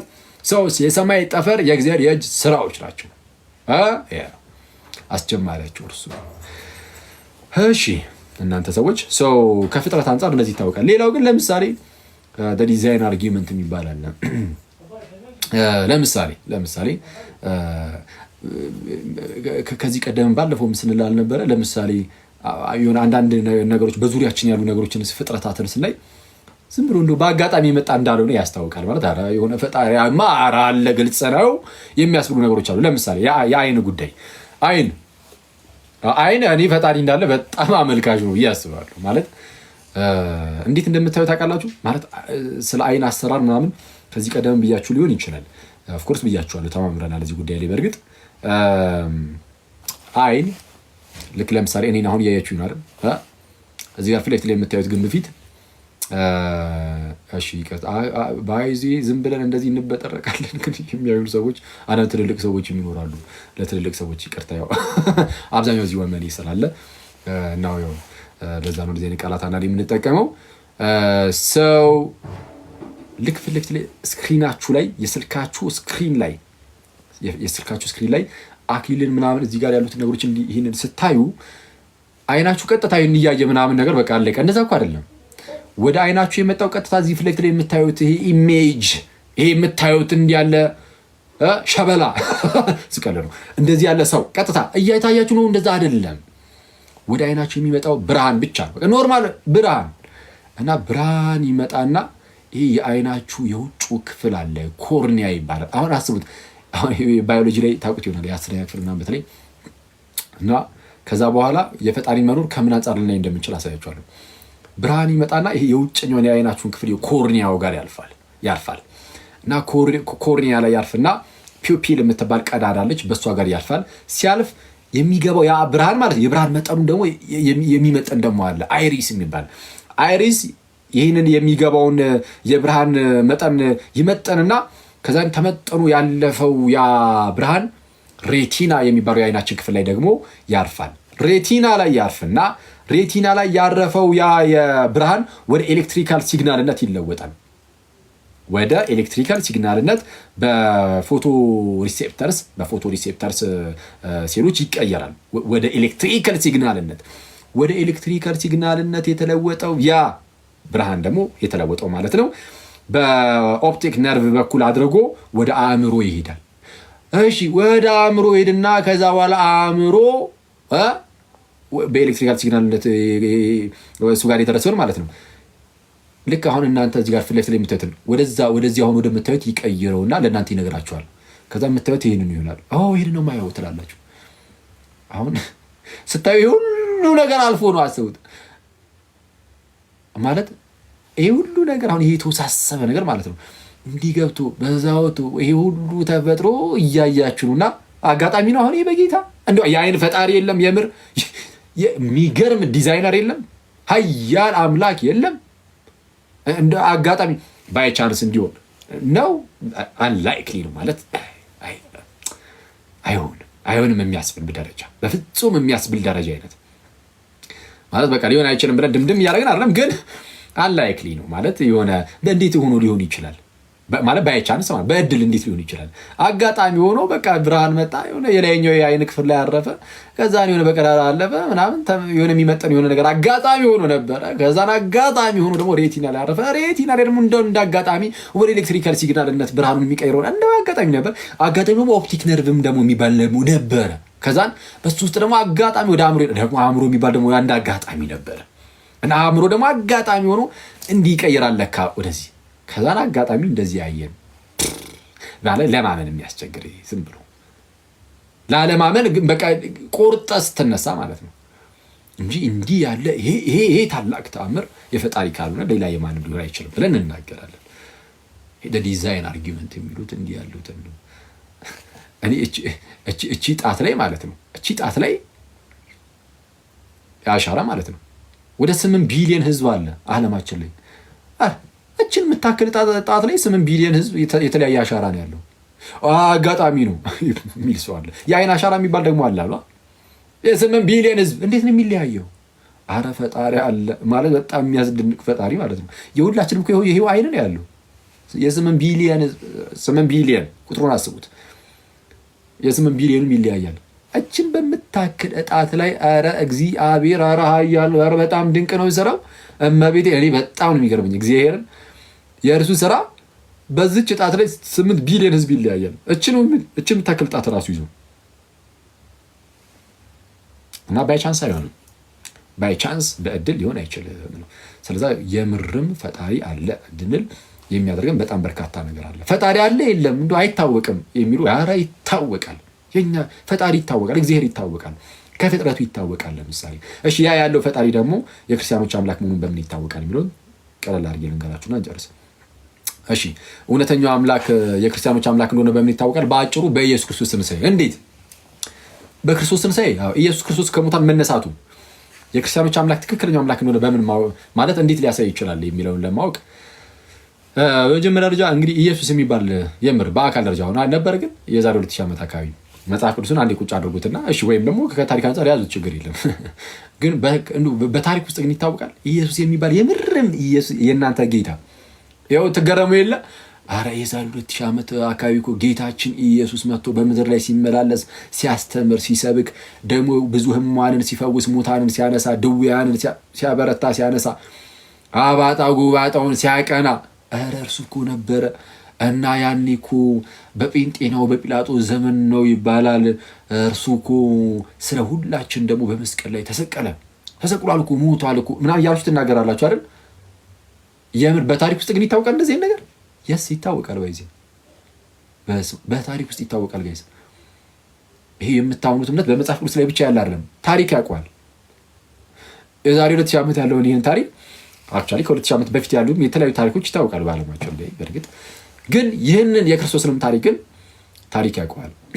ኢየሱስ እንደነበረ ለምሳሌ የስ ፐርሰን ጂሰስ ያ ኢየሱስ የተባለ አካል በምድር ላይ ይመላለስ እንደነበረ ያስተምር እንደነበረ ኢቭን ተአምራትን ያደርግ እንደነበረ ተከታዮች እንደነበሩት በጴንጤናዊ በጲላጦስ ዘመን እንደተሰቀለ እንደሞተ እንደተቀበረ ይሄ ሁሉ በታሪክ ውስጥ ይታወቃል። መነሳቱን ታሪክ ተነስቷል ብሎ በታሪክ ደረጃ ላይ ጽፍልህ ይችላል፣ ግን እሱን አሳያችኋለሁ እንዴት እንደሆነ። ቢያንስ ግን ኢየሱስ የሚባል ሰው እንደነበረ ታሪክ ሁሉም ሰው ይሄን ያውቃል። የትኛውም ሁሉም ሰው ኢነሴንስ የታሪኩ ኤክስፐርቶቹ ሁሉ ይሄንን የሚክድ ዝም ብሎ እንደው ማለት የዚህ ዘርፍ ላይ ጭራሽ ምን ያልነካካው አይነት ሰው ካልሆነ በስተቀር የትኛውም የታሪክ ምሁራን የዚህ ዘርፍ ኤክስፐርቶች ሁሉም ያምናሉ። በታሪክ የታመነ ነው። በስመ አብ ታሪክ ያውቀዋል። ይህንን እናንተ የምታምኑትን ሰዎች ኢየሱስ እንደነበረ ታሪክ ያውቀዋል። ይህ በጣም ትልቅ ነገር ነው ባይዜ እና ብዙ ማስረጃዎች ማሳየት ይቻላል። ከአይሁዳውያንም ከአሕዛብም እየተደረገ ብዙ ማስረጃዎች ማሳየት ይቻላል። እንደነ ጆሴፈስ ከአይሁዳውያን ማለት ነው። ጆሴፈስ የሚባል የታሪክ ጸሐፊ የታሪክ ምሁር አለ። እሱ ስለ ኢየሱስ ለምሳሌ ይጻፈው አለ። ሁለተኛው ክፍለ ዘመን መጀመሪያዎች አካባቢ ላይ የነበረ ሰው ነው። ስለ ክርስቶስ ታሪክ ጽፏል። ማለት ስለ ክርስቶስ ታሪክ ብሎ ሳይሆን በሰዓቱ ስለ አይሁዳውያን ሲጽፍ የክርስቶስንም አካቶ ተናግሯል። እነ ታሲተስ የተባለ አንድ ሰው ነበረ። እርሱም እንደዚሁ የታሪክ ምሁር ነው እና አንደኛው ክፍለ ዘመን ላይ የነበረውን የሮማን ታሪክ ጽፎ ነበርና የሮማን ታሪክን ሲጽፍ ኢየሱስ የሚባል እንደነበረ ክርስቶስ የሚባል ማለት ነው። የእርሱ ተከታዮች ደግሞ በእርሱ ክርስቶሳውያን ወይም ክርስቲያን እንደተባሉ ግን በጴንጤናው በጲላጦስ ዘመን እንደተሰቀለ እሱም እንደዚሁ ጽፎልናል። በኋላ ላይ የአይሁድ ታልሙዶች ላይ ሳይቀር ሳንሄድሪን 43a ላይ ለምሳሌ ማለት ነው በዚህ በታልሙዳቸው ላይ አይሁዳውያን ከተቦታ አስቀምጠውታል። ለምሳሌ ኢየሱስ የሚባል ሰው እንደነበረ እና አስማት ያደርግ ነበረ ብለው ያስቀምጣሉ። አሁን ተመልከቱ፣ አስማት ያደርግ ነበረ ይላሉ አይሁዳውያን፣ ርጉም አይሁዳውያን። ኢየሱስ አስማት ያደርግ ነበራሉ። ቀደም ብሎ የነበሩ የነርሱ ርጉም አባቶቻቸው ጌታችን ኢየሱስን በብኤል ዜቡል ይህንን ታደርጋለህ ብለው ከሰውታል ነበር። በብኤል ዜቡል የእነሱን ክስ ልጆቻቸውም ይደግሙታል በኋላ ላይ ማለት ነው። በዚህ ይህንን ነገር ግን አስባችሁ ታውቃላችሁ አይደል? በብኤል ዜቡል ጌታችን ኢየሱስን በጌታ በኢየሱስ ማለት ጌታችን ኢየሱስ አምላክ እንደሆነ እናውቃለን። ማለት የሁሉ ፈጣሪ ነው፣ የሁሉ ገዢ ነው እና እኛን ስለማዳን በስጋ ተገልጦ መጥቶ ተአምርን ሲያደርግ ማለት ነው። ሰዎች የሚሉ ጥሩ ነው፣ ይህንን በአጋንንት ነው የምትሰራው። አሁን ይህንን ሰምቷል ኢየሱስ በጌታ ይሄ ጋይስ ብዙ ጊዜ ትኩረት የምናደርገው መቸንከሩ ላይ ምናምን ነው አይደለ? በጥፊ ተመታተፉበት ምናምን ላይ ነው። እሱ በጣም የሚያስደንቅ ነው። ግን ይሄ ራሱ በጣም የሚደንቅ እኮ ነው። በአጋንንትን ይህንን የሰራው ተብሏል። ጌታችን ኢየሱስ መድኃኒታችን በብኤል ዜቡል በአጋንንት ይህንን አደረክ ብለው ርጉም አይሁዳውያን እንደዛ ተናገሩ። ፈሪሳውያኑ ምናምን እና ኢንዌስት በኋላ ላይ የእነሱ ልጆችም በዚህ በታልሙዳቸው ላይ እንዳልኳችሁ አስማትን ያደርግ እንደነበረ ተከታዮች እንደነበሩት ይናገራሉ። ቢያንስ ግን ምን ኮንፌስ አድርገዋል ካላችሁኝ፣ ምን መስክረዋል ካላችሁኝ፣ ተአምርን ያደርግ እንደነበረ አይደል እንዴ? አስማትን ያደርግ ነበር አሉት። ምን ስለሚያደርግ ነው? ተአምር። ቢያንስ ተአምር ማድረጉን መስክረዋል። ስለዚህ ኢየሱስ የሚባል ሰው ነበረ፣ ቢያንስ በሰውነት ደረጃ ማለት ነው። በታሪክ የሚታወቀው አምላክ ነበረ ብሎ ታሪክ አይነግርህም። በሰውነት ተገልጦ ነው የመጣው። ስለዛ ሰውነቱን የሚነግር ታሪክ እንደምታውቀው። ስለዛ ምንድነው እንደነበረ ተአምራትን ያደርግ እንደነበረ፣ ይሰብክ እንደነበረ፣ ተከታዮች እንደነበሩት፣ በጴንጤናዊ የጲላጦስ ዘመን እንደተሰቀለ እንደሞተ ሁሉም የታሪክ ምሁራን የዘርፉ ኤክስፐርቶች ያምናሉ። እሺ እዚህ ድረስ ካወቅን ትንሣኤውን አንዴ ካመንን የኢየሱስን ትንሣኤ በቃ የክርስትና አምላክ ብቻ ነው እንጂ እውነተኛው ፈጣሪ እንዳለ አይተናል ነበረ። ያ እውነተኛው ፈጣሪ ደግሞ የክርስቲያኖች አምላክ እንጂ ሌላው የራሱን አምላክ በህሊናው ፈጥሯል። ወይም ደግሞ የተለያዩ ተአምራትን የሚያደርግ የሆኑ አጋንንቶችን አምላክ አድርጎ አስቀምጧል ብላችሁ እንኳን ልትይዙ ትችላላችሁ። የፈለጋችሁትን ያዙ። ብቻ ግን እውነተኛ አምላክ የክርስቲያኖች አምላክ እንደሆነ ማወቅ እንችላለን። ኢየሱስ የምርም ተነስቶ ከሆነ ለምን ማለት ምንድን ነው ትልቅ ነገር የሚያደርገው? አንደኛ ኢየሱስ መነሳት አለመነሳቱን በምን አወቅ የሚል ሰው ሊኖር ይችላል። እሺ ቢነሳስ ደግሞ ቢነሳ ትልቅ ነገር የሚያደርገው ምንድን ነው? በዓለማችን ላይ ዶክተር ሆናለሁ ብሎ ተናግሮ ዶክተር የሆነ በጣም በርካታ ሰው ሊኖር ይችላል። ኦኬ ማለት ሐኪም ሆናለሁ ብሎ ማለት ነው። ፓይለት ሆናለሁ ብሎ ፓይለት የሆነ ሰው በጣም በርካታ ሊኖር ይችላል። አይደንቀንም። በጣም ብዙዎች ሆነዋል። ሀብታም ሆናለሁ ብሎ ተነስቶ ሀብትን ያከማቸ በጣም በርካታ ህዝብ ሊኖር ይችላል። ኦፍኮርስ አያስደንቀንም። ይሄ ብዙ ሰው የሚያደርገው ነው፣ የሚቻል ነው። ሞቼ እነሳለሁ ብሎ ሞቶ የተነሳ ግን አንድም የለም ጌታችን ኢየሱስ ሲቀር። ሞቼ እነሳለሁ ብሎ ሞቶ መነሳት የሚችል ኧረ ማን ነው? ጌታችን ኢየሱስ ብቻውን ሲቀር። ጌታችን ማንም ሊያደርግ የማይችለውን ነገር ሞቼ እነሳለሁ ብሎ ሞቶ ተነሳ። እንዴት መነሳቱን አሳያችኋለሁ። ባይ ሪዝኒንግ በአመክንዮ ያሳያችኋለሁ። መጽሐፍ ቅዱስ እንዳለ ሆኖ ደግሞ እንደዚሁ እንዴት ማስረዳት እንደምንችል እና ኢየሱስ ክርስቶስ ተነስቷል። ስለተነሳ ጌታችን ኢየሱስ ስለተነሳ ከትንሣኤ ውጭ አንዳንድ ነገሮችን እሰጣችኋለሁ፣ ግን ዋናውን ይሄንን ያዙና ጌታችን ኢየሱስ ስለተነሳ ሞቼ እነሳለሁ ብሎ ቃሉን ካከበረና ለቃሉ ታማኝ ሆኖ የምርም ከተነሳ ሌሎች የተናገራቸውንም ቃላት እንድናምኑ ያደርገናል። እንዴ ሞቼ እነሳለሁ ብሎ ይሄንን ከፈጸመ ኧረ የማይፈጸመው ጉዳይ የለም። ከተናገረ ሰማይና ምድር ያልፋል ቃሌ ግን አያልፍም ያለው ጌታ ኧረ እውነቱን ነው እንላለን። ሰማይና ምድር ያልፋል ቃሌ ግን አያልፍም ያለው ኧረ ትክክል ነው እንድንል ያደርገናል። ለምን? ሞቼ እነሳለሁ ብሎ ይሄው ሞቶ ተነስቶ አሳየናል። ሞቶ ተነስቶ ካሳየና ራሱን በቃ መቼ በተአምር ጌታችን ኢየሱስ ቃሉን የማያጥፍ ነው። ቃሉ ሁሉ የታመነ ነው። የምርም እንዳለውም ሰማይም ምድርም አዎ ያልፋል ቃሉ ግን የምርም የማያልፍ ነው ብለን እንድንናገር ያደርገናል። ምክንያቱም ይሄ ትንሣኤ ቀላል ነገር አይደለም። ማን ነው የተነሳል? ሞቶ የተነሳ ትንሣኤውን ያረጋገጠ አለ እንዴ? ከክርስትና ውጭ ካሉ ሃይማኖቶች አሁን እናንተ እንደምትነሱ እርግጠኛ ናችሁ ጋይስ? ምን ያህል እርግጠኛ ናችሁ?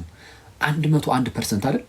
ጌታችሁ እኮ ተነስቷል። በስመ የትንሣኤያችን በኩር ነው ጌታችን። ሞቼ እነሳለሁ ብሎ ተነሳ። እናንተም ደግሞ ሞታችሁ አትቀሩም ትነሳላችሁ ብሎ የለ? እርግጠኞች ነን በቃ በጌታችን። ሞቼ እነሳለሁ ብሎ ሞቶ ተነስቶ አሳይቶናል። እንድንጠራጠረው እንኳን አይጋብዝም። አንጠራጠረውም። በቃ ያው ሞቶ ተነስቷል አሳይቶናል። ስለዚህ እኛም ሞተን አንቀርም። ጌታችን ሞቶ ተነስቷል። እኛም ሞተን አንቀርም፣ እንነሳለን። ክርስቶስ የትንሣኤያችን በኩር ነው ብለን እናገራለን። አሁን የትኛው ሃይማኖት ነው በዚህ ደረጃ እስቲ አሁን ደረቱን ንፈት አድርጎ እንደናንተ ክርስቲያኖች ሞቶ እንደማይቀር መናገር መመስከር የሚችል? አዎ በመጽሐፍቶቻቸው ላይ ትንሣኤ አለ ተብሎ ሊነገር ይችላል። ኢየሱስ ግን ትንሣኤ አለ ብሎ ነግሮ አይደለም። ደረትን ንፍት አድርገህ በሙሉ እምነት እንድትናገር ታላቅ የሆነ ተስፋን አንተ ላይ የጫነው በምን መልኩ ቢሆን ጥሩ ነው? ሞቶ ተነስቶ ትንሣኤን አሳይቶ ይኸው ትንሣኤ አለ፣ ይኸው ልጆቼ ትንሣኤ አለ፣ እኔ ተነስቻለሁ፣ ደግሞ እናንተም ትነሳላችሁ፣ አይዟችሁ አላችሁ። በስመ አብ። ይሄ የሚያስገርም ተስፋ ነው። እዚህ ዝብርቅርቅ ዓለም ውስጥ እያኖርክ አንድ ጊዜ ደስታ አንድ ጊዜ ሐዘን ጭርምለም ያለ ነገር እዚህም እዛም ቋሚ የሆነ ነገር የሌለበት ዓለም ውስጥ እየኖርክ ሞቼ ቀር ይሆን እንዴ ብለህ በተጨነቅ ሰዓት የክርስቶስን ትንሣኤ ስታስብ ልብህ በተስፋ ሙልት ይላል። የክርስቶስ ትንሣኤ የክርስቲያኖች የመጨረሻ ተስፋ ነው።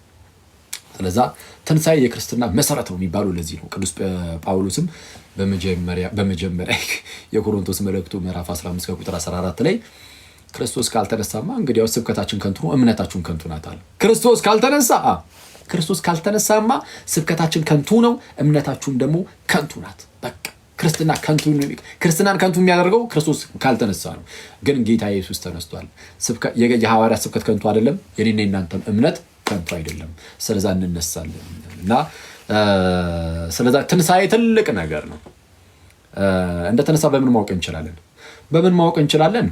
አንደኛ መጽሐፍ ቅዱስን እንደ ታሪክ መጽሐፍት ብቻ እንኳን የእግዚአብሔር ቃል ምናምን ብላችሁ ሳይሆን እናንተ ኦርቶዶክሶችን ሳይሆን ክርስቲያኖችን ሳይሆን ከክርስትና ውጭ ያላችሁትን ፕሮቴስታንት ወንድሞቼ ምናምን እናንተንም ሳይሆን ከፕሮቴስታንት ምናምን ከኦርቶዶክስ ምናምን ውጭ ያሉት ለምሳሌ መጽሐፍ ቅዱስን እንደ ታሪክ መጽሐፍ እንኳን ያዙት። ምክንያቱም እንግዲህ የተለያዩ መጽሐፍት በታሪክ ውስጥ ተሻግረው መጥተው የለ እነዚህ መጽሐፍት ወደኋላ ብትሄድ በጣም ትልልቅ እደክታ አባትን ሳይቀር ታገኝላቸዋለህ።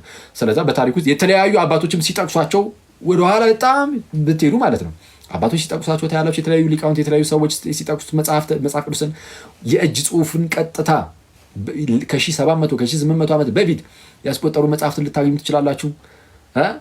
ሰው እንደዚህ ይህንን መጽሐፍ እንግዲህ የታሪክ መጽሐፍ ብላችሁ እንኳን እንደው በታሪክ ውስጥ የመጣ መጽሐፍ ብላችሁ እንኳን ብትይዙት ማለት ነው የክርስቶስን ትንሣኤ መጽሐፉ በግልጽ ይመሰክራል። ማቴዎስ ይመሰክራል፣ ማርቆስ፣ ሉቃስ፣ ዮሐንስ የኢየሱስ ክርስቶስን ትንሣኤ የማይመሰክር የትኛው ወንጌል አለ? ጳውሎስ እሱም ከዓይን እማኞች አንዱ ሆኖ በደማስቆ ጌታ ስለተገለጠለት ኧረ የምርም ተነስቷል የዓይን እማኝ ነው እሱ። ስለዛ ምንድነው አንደኛ እንደ የታሪክ መጽሐፍ ብላችሁ ብትይዙ አንደኛው እሱ ነው። ሁለተኛው ግን ላሳያችሁ። ሐዋርያቱ ጌታችን እኮ ተነስቷል ብለው ሰበኩ አይደለ? ጌታችን ኢየሱስ ተነስቷል ብለው ሰበኩ። የክርስትናችን መሰረትም ይሄ ነው አሉ። ይኸው መጽሐፉ ላይም እንደተቀመጠው። አይሁዳውያን ደግሞ አይ ክርስትና ሐሰት ነው እያሉ አይደል? አይሁዳውያን ክርስትና ሐሰት እንደሆነ እየተናገሩ ነበር በሰዓቱ። ስለዚህ የክርስትናን ሐሰት መሆን አይሁዳውያን ብቻ አይደለም፣ ባይዚ ራሳቸው ሮማውያን ጣዖት አምላኪያንም እንዴ አንተ ቄሳር ጌታ ነው ሲባል ቄሳር ጌታ ነው የሚለውን በጥፊ ብሎ ኢየሱስ ጌታ ነው ብሎ እኮ የተናገረው እኮ ክርስትና እኮ እስኪታረድ ድረስ የደረሰው እኮ ሮማውያን እኮ ዝም ብሎ ቀጥታ ተቀብሎት እኮ አይደለም፣ እየታረደ እኮ ነው ክርስቲያኑ። ኢየሱስ ክርስቶስ ጌታ ነው ሲባል ዝም ብሎ መፈክር መሰለ እንዴ? አይደለም እኮ እንደዚህ ዝም ብሎ በየጎዳናው ኢየሱስ ክርስቶስ ጌታ ነው እንደምንለው ወይም እንደዚህ እንደዛ እኮ አይደለም። እንዲህ የሚያሳርድ እኮ ነው። አባቶቻችን እኮ ኢየሱስ እርሱ ጌታ ነው። መቼም በምድር ላይ ጌታ የተባለ ብዙ ሊኖር ይችላል። አንደኛ ቆሮንቶስ ምዕራፍ 8 ላይ ቅዱስ ጳውሎስ ስለተናገረው ከቁጥር 4 ጀምሮ መቼም ጌቶች የተባሉ ብዙዎች ሊኖሩ ይችላሉ። ለእኛስ ሁሉ በእርሱ በኩል የሆነ እኛም በእርሱ በኩል የሆንን አንድ ጌታ ኢየሱስ ክርስቶስ አለን ብሎ ሲሰብኩ አባቶቻችን የበፊት ክርስቲያን አባቶቻችን እናቶቻችን ታርደዋል። ስለዚህ ሮማውያን አልተቀበሉ። ክርስትና ስህተት ለመሆኑ በአጭሩ በምን ማሳየት ይችላሉ? በምን ማሳየት ይችላሉ? ኢየሱስ ተነስቷል ሲሉ አልተነሳም፣ ይኸው መቃብሩ በእኛ ዘንድ አለ በሉ ክፈት ይኸው በለው ማሳየት ይችላሉ? አይችሉም? ይችላሉ። ግን አላደረጉም። ለምን? መቃብሩ ባዶ ነበር። የጌታችን መቃብር አይሁዳውያን ሊያደርጉት አልቻሉም። ሮማውያን ሊያደርጉት አልቻሉም። ምክንያቱም ጌታችን ከመቃብሩ ውስጥ የለም። ጌታችንን መቃብር ይዞት ሊቀር በፍጹም አልቻለም። ጌታችን ከሙታን ተነስቷል። ስለዚህም መቃብሩ ባዶ ነበርና ይህንን ሊያሳዩ አልቻሉም። ስለዚህ አይሁዳውያን ምን አይነት ተንኮልን ሰሩ? እኛ ተኝተን ሳለ እንደው ሰረቁት አይነት ነገር ሐዋርያቱ ሰረቁት አሉ። ሰርቀውት ነው እንደው በድኑን አወጡትና ተነስቷል ብሎ ሰበኩ አሉ። የምር ነው። ሲሰቀል ማትረፍ ያልቻሉ፣ ሲሰቀል አጠገቡ እንኳን መቅረት ያልቻሉ፣ ሮጠው ያመለጡ፣ ጭራሽ እኛ ላይ መረመተው እንዳይደርሱብን እንዳይዙን ብለው ፈርተው ተሸማቀው ደንግጠው በተዘጋ ደጅ ውስጥ ተቀምጠው የነበሩ ሐዋርያት እነሱ መቃብሩ ድረስ ሄደው ፈንቅለው ሰረቁት ማለት አይሆንም። ማለት የሆነ አሳማኝ አይደለም። አትሊስት አሳማኝ ሊሆን አይችልም። እሺ ግን የተወሰነ ነገሩን ግን ቀጠል አድርጌ ላሳያችሁ። ሊሆን በፍጹም የማይችልበትን ነገር እሺ ሰረቁት። ከዛስ ለምንድን ነው የሰረቁት? ተነስቷል ብሎ ሰበኩ። ምንድን ነው የደረሳቸው? ግድያ። ማይ ብራዘር ተገደሉበት፣ ተሰቃዩበት፣ የሀገር መከራን አዩበት። ሐዋርያት ብቻ ተመስሏቸዋል? ከነሱ ቀጥሎ የመጡ ራሱ አባቶቻችን በእውነት እንዴ ለአንበሳ እኮ ሲሰጡ አየን እነ ቅዱስ አግናጢዮስ። ለእሳት እኮ ሲሰጡ አየን እነ ቅዱስ ፖሊካርፕስ። ከነሱ በፊት የነበሩ አባቶቻችን ሐዋርያቱ ደቀ መዛሙርቱ ያን ሁሉ መከራ ያዩት በውሸት ነው። ሰርቀውት ኢማጂን እንዳልተነሳ እያወቁ ማለት ነው። አይ በቃ እንደው ሰረቁትና ማለት ነው ተነስቷል ብለው ይናገሩና ይታረዳሉ። ምንድነው እኔ ማለት ሴንስ ራሱ ይሰጣል በቅዱስ ሚካኤል። ማን ነው ዋሽቶ ሰው ከዋሸ ጥቅም ሊያገኝ ነው? ጭራሽ ለመሞት የሚዋሽ ሰው አለ ወይ? የሚገርም መከራን ለመቀበል የሚዋሽ ሰው አለ ወይ? በፍጹም የለም። እንዴ ምን መከራ የሚቀበል ብዙዎች አሉ። ምን ሙስሊሞች ለምሳሌ አክራሪ ሙስሊሞች አክራሪ በሚለው የሚያዘውና ለምሳሌ አክራሪ ሙስሊም የሚባሉ አሉ አይደል? ለምሳሌ የሆነ ሞድ ውስጥ ይገባና ከፈለገ ፈንጂ ጥልብህና ራሱንም እንትኑንም በው ወደ ያደርገው ይችላል። እነዚህ አክራሪ የሚባሉት ማለት ጽንፈኛ አሩ ምን እንደምትሏቸው። እሺ ለምሳሌ እንደዛ የሚያደርጉ አሉ። እነዚህ ሰዎች እንደዛ አደረጉ። ኢማጂን ራሳቸውንም ነው አሳልፈው የሰጡት ራሳቸውም እስኪሞቱ ድረስ ማለት ነው። አጥፍቶ ጠፊ ማለት ነው። እንዴት አደረጉ ከተባለ አሁን እንደነዚህ አይነት ሰዎች ለብሬን ነገር ያደረጉት በቃ እንደው ጀነት የሚባል አለ እዛ ትገባላችሁ ምናምን ተብለው ተነግሯቸው ነው።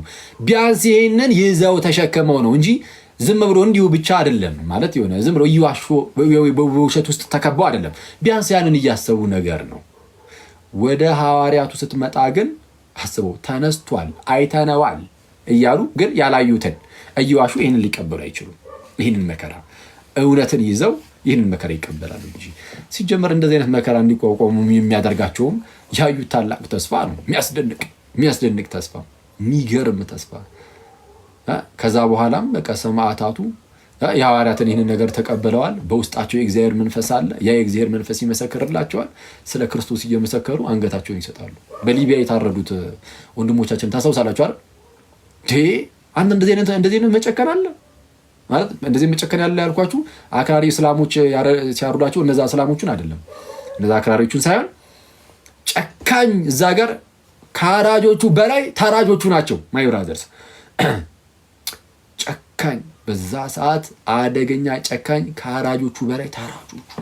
በጌታ ስም ሰው ክርስቶስን ካድ ተብሎ አልክድም ረደኝ ብሎ ከሰጠ በቃ እንዲህ መንፈስ ቅዱስ ያስጨክናል። መንፈስ ቅዱስ ያስጨክናል፣ ለክርስቶስ ያስጨክናል። ስለዚህ ጨከን ብለው ጉሮሯቸውን ለስለት አሳልፈው ሰጡ።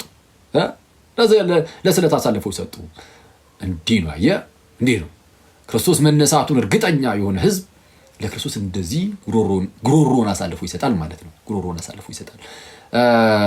ሐዋርያቱ የምርም በውሸት ቢሆን ኖሮ ማለት ምንም ጥቅም ስለማያገኙ ሊዋሹ አይችሉም ነው። በፍጹም ሊሆን አይችልም። አንዳንዶቹ ግን ይህንን እንዲልክ እንዲህ ሲባሉ ምን ይላሉ? እሺ ያው እየዋሹ ሊሆን አይችልም፣ ምክንያቱም እንደዚህ መከራ ማንም ሊቀበል አይችልም እና ማለት ነው። ግልጽ ነው። ስለዛ ምን ያደርጋሉ? ሃሉሲኔት አድርገው ነው ይላሉ። ምንድነው ሃሉሲኔት አድርገው ነው ማለት? ሃሉሲኔሽን ልክ ከዚህ በፊት እንዳልኳችሁ የሆነ ሆረር ፊልም ስታይ የሆነ ሆረሩ ለምሳሌ ሆረሩ ፊልሙን ካየህ በኋላ ማለት ነው የሆረር አይነት ያየኸውን አይነት ኢሜጅ ነገር ማለት ነው በቅ ነገር ካለብህ ብቻ ሆነ ምናምን እሺ ወይ በተለይ እህቶች ማለት ነው እንደዛ ካለባችሁ እና ብሎባችሁ ልደነገጥ ማለት ልቃሽ ትችላለህ። እና ያ በቃ የፊልሙ ሃሉሲኔት አደረክ ይባላል። ግን ሰብሰብ ብለህ በጋራ ማለት ነው ማለት እንደዚህ የሚሉት ላይ ምንድነው ሃሉሲኔት እያደረጉ ነው የሚሉት አንዳንድ ሰዎች ማለት ነው። ጌታችን በጣም ብሩታሊ ነው፣ በጣም በቃ ባደገኛ ሁኔታ ነው የተገደለው እንደምታውቁት። እና ያንን ነገር ስላዩ ጌታችን የደረሰው ያንን መከራ ስላዩ በቃ ዝም ብሎ እያለባቸው ነው አይነት ነገር ነው። ግን ያንን የሆረር ፊልም ለምሳሌ አይተህ ከዛ በኋላ ሰብሰብ ብለህ ማለት ነው የሆነ 1 10 11 12 ሆነ ያንን ሆረር ሁላችሁም በተመሳሳይ ሰዓት ቀጥታ እንዲመጡ ካያችሁት በቃ እሱ ሆረሩ የምርም ሆረሩ መጥቷል ማለት ነው። ያኔ መፈርጠጥ ነው ያለበት ማይ ብራዘር። ምክንያቱም ሃሉሲኔሽን ከአንድ ሰው በላይ በአንዴ እንዲህ ዝም ብሎ አይከሰትም። በቃ ለአንድ ሰው ለግለሰብ ብቻ ነው ያ ሃሉሲኔሽን እንጂ በህብረት አይሆንም። ክርስቶስ ግን በህብረት ታይቷል፣ በህብረት አይተነዋል ተብሏል። በተለይ ጳውሎስ ከ500 ለሚበልጡ ወንድሞች ታይቷል ብሎ ሲናገር አይተነዋል 1 ቆሮንቶስ ምዕራፍ 15 ላይ። ስለዛ ሃሉሲኔሽንም ሊሆን አይችልም ኦፍ ኮርስ። እና ጌታችን የምርም ተነስቷል፣ ኢየሱስ ተነስቷል። ክርስቶስ ከተነሳ ቀደም እንዳልኳችሁ ሞቼ እነሳለሁ ብሎ ቃሉን አክብሮ ከተነሳ እንግዲያውስ ክርስቶስ ኢየሱስ ሞቶ ከተነሳ ሞቶ ካልቀረ እኛም ሞተን አንቀርም። ትልቁ ግን እርሱ የተናገራቸው ነገሮች ሁሉ እንድንቀበል ያደርገናል። ሞቼ እነሳለሁ ብሎ ቃሉን ካከበረ ወይም ለቃሉ ታማኝ ከሆነ ለሚናገራቸው ቃል ሁሉ ታማኝ ነው። የምርም ቃሉም ደግሞ አያልፍም ብለን ስለምናምን በክርስቶስ በኩል የመጣው ትምህርት ሁሉ ትክክለኛ ነው። ከክርስቶስ ትምህርት ውጪ ወደ ውጪ ትላለህ። ከክርስቶስ ትምህርት ውጪ የሆነው ከእውነተኛው አምላክ ውጪ ነው። ስለዚህ እውነተኛ አምላክ የሆንክ አንተን ብቻ የላከውን ኢየሱስን ያውቁ ዘንድ ይህች የዘላለም ሕይወት ናት አለ። እውነተኛው አምላክ በጌታችን በክርስቶስ ኢየሱስ በኩል የተገለጠው እንጂ ሌላ አይደለም። ስለዚህ በክርስቶስ በኩል የተገለጠውን ነገር እንቀበላለን። ምንድነው በጌታችን በኩል የተቀበልነው አስተምህሮ? ስለዚህ በክርስቶስ በኩል እንግዲህ ክርስቶስ የክርስቲያን ራስ ነው ብለናል። ለቤተ ክርስቲያን የሰጣት አስተምህሮ አለ። አለቀ። በክርስቶስ በኩል የሆነው ብቻ እውነት ነው። በክርስቶስ በኩል የሆነው አሁን ላይ ክርስትና ነው እንጂ ሌላ አይደለም። ወይም ቤተ ክርስቲያን ናት። ቤተ ክርስቲያን ናት። በዚህ ምክንያት ከክርስትና ውጪ ያለ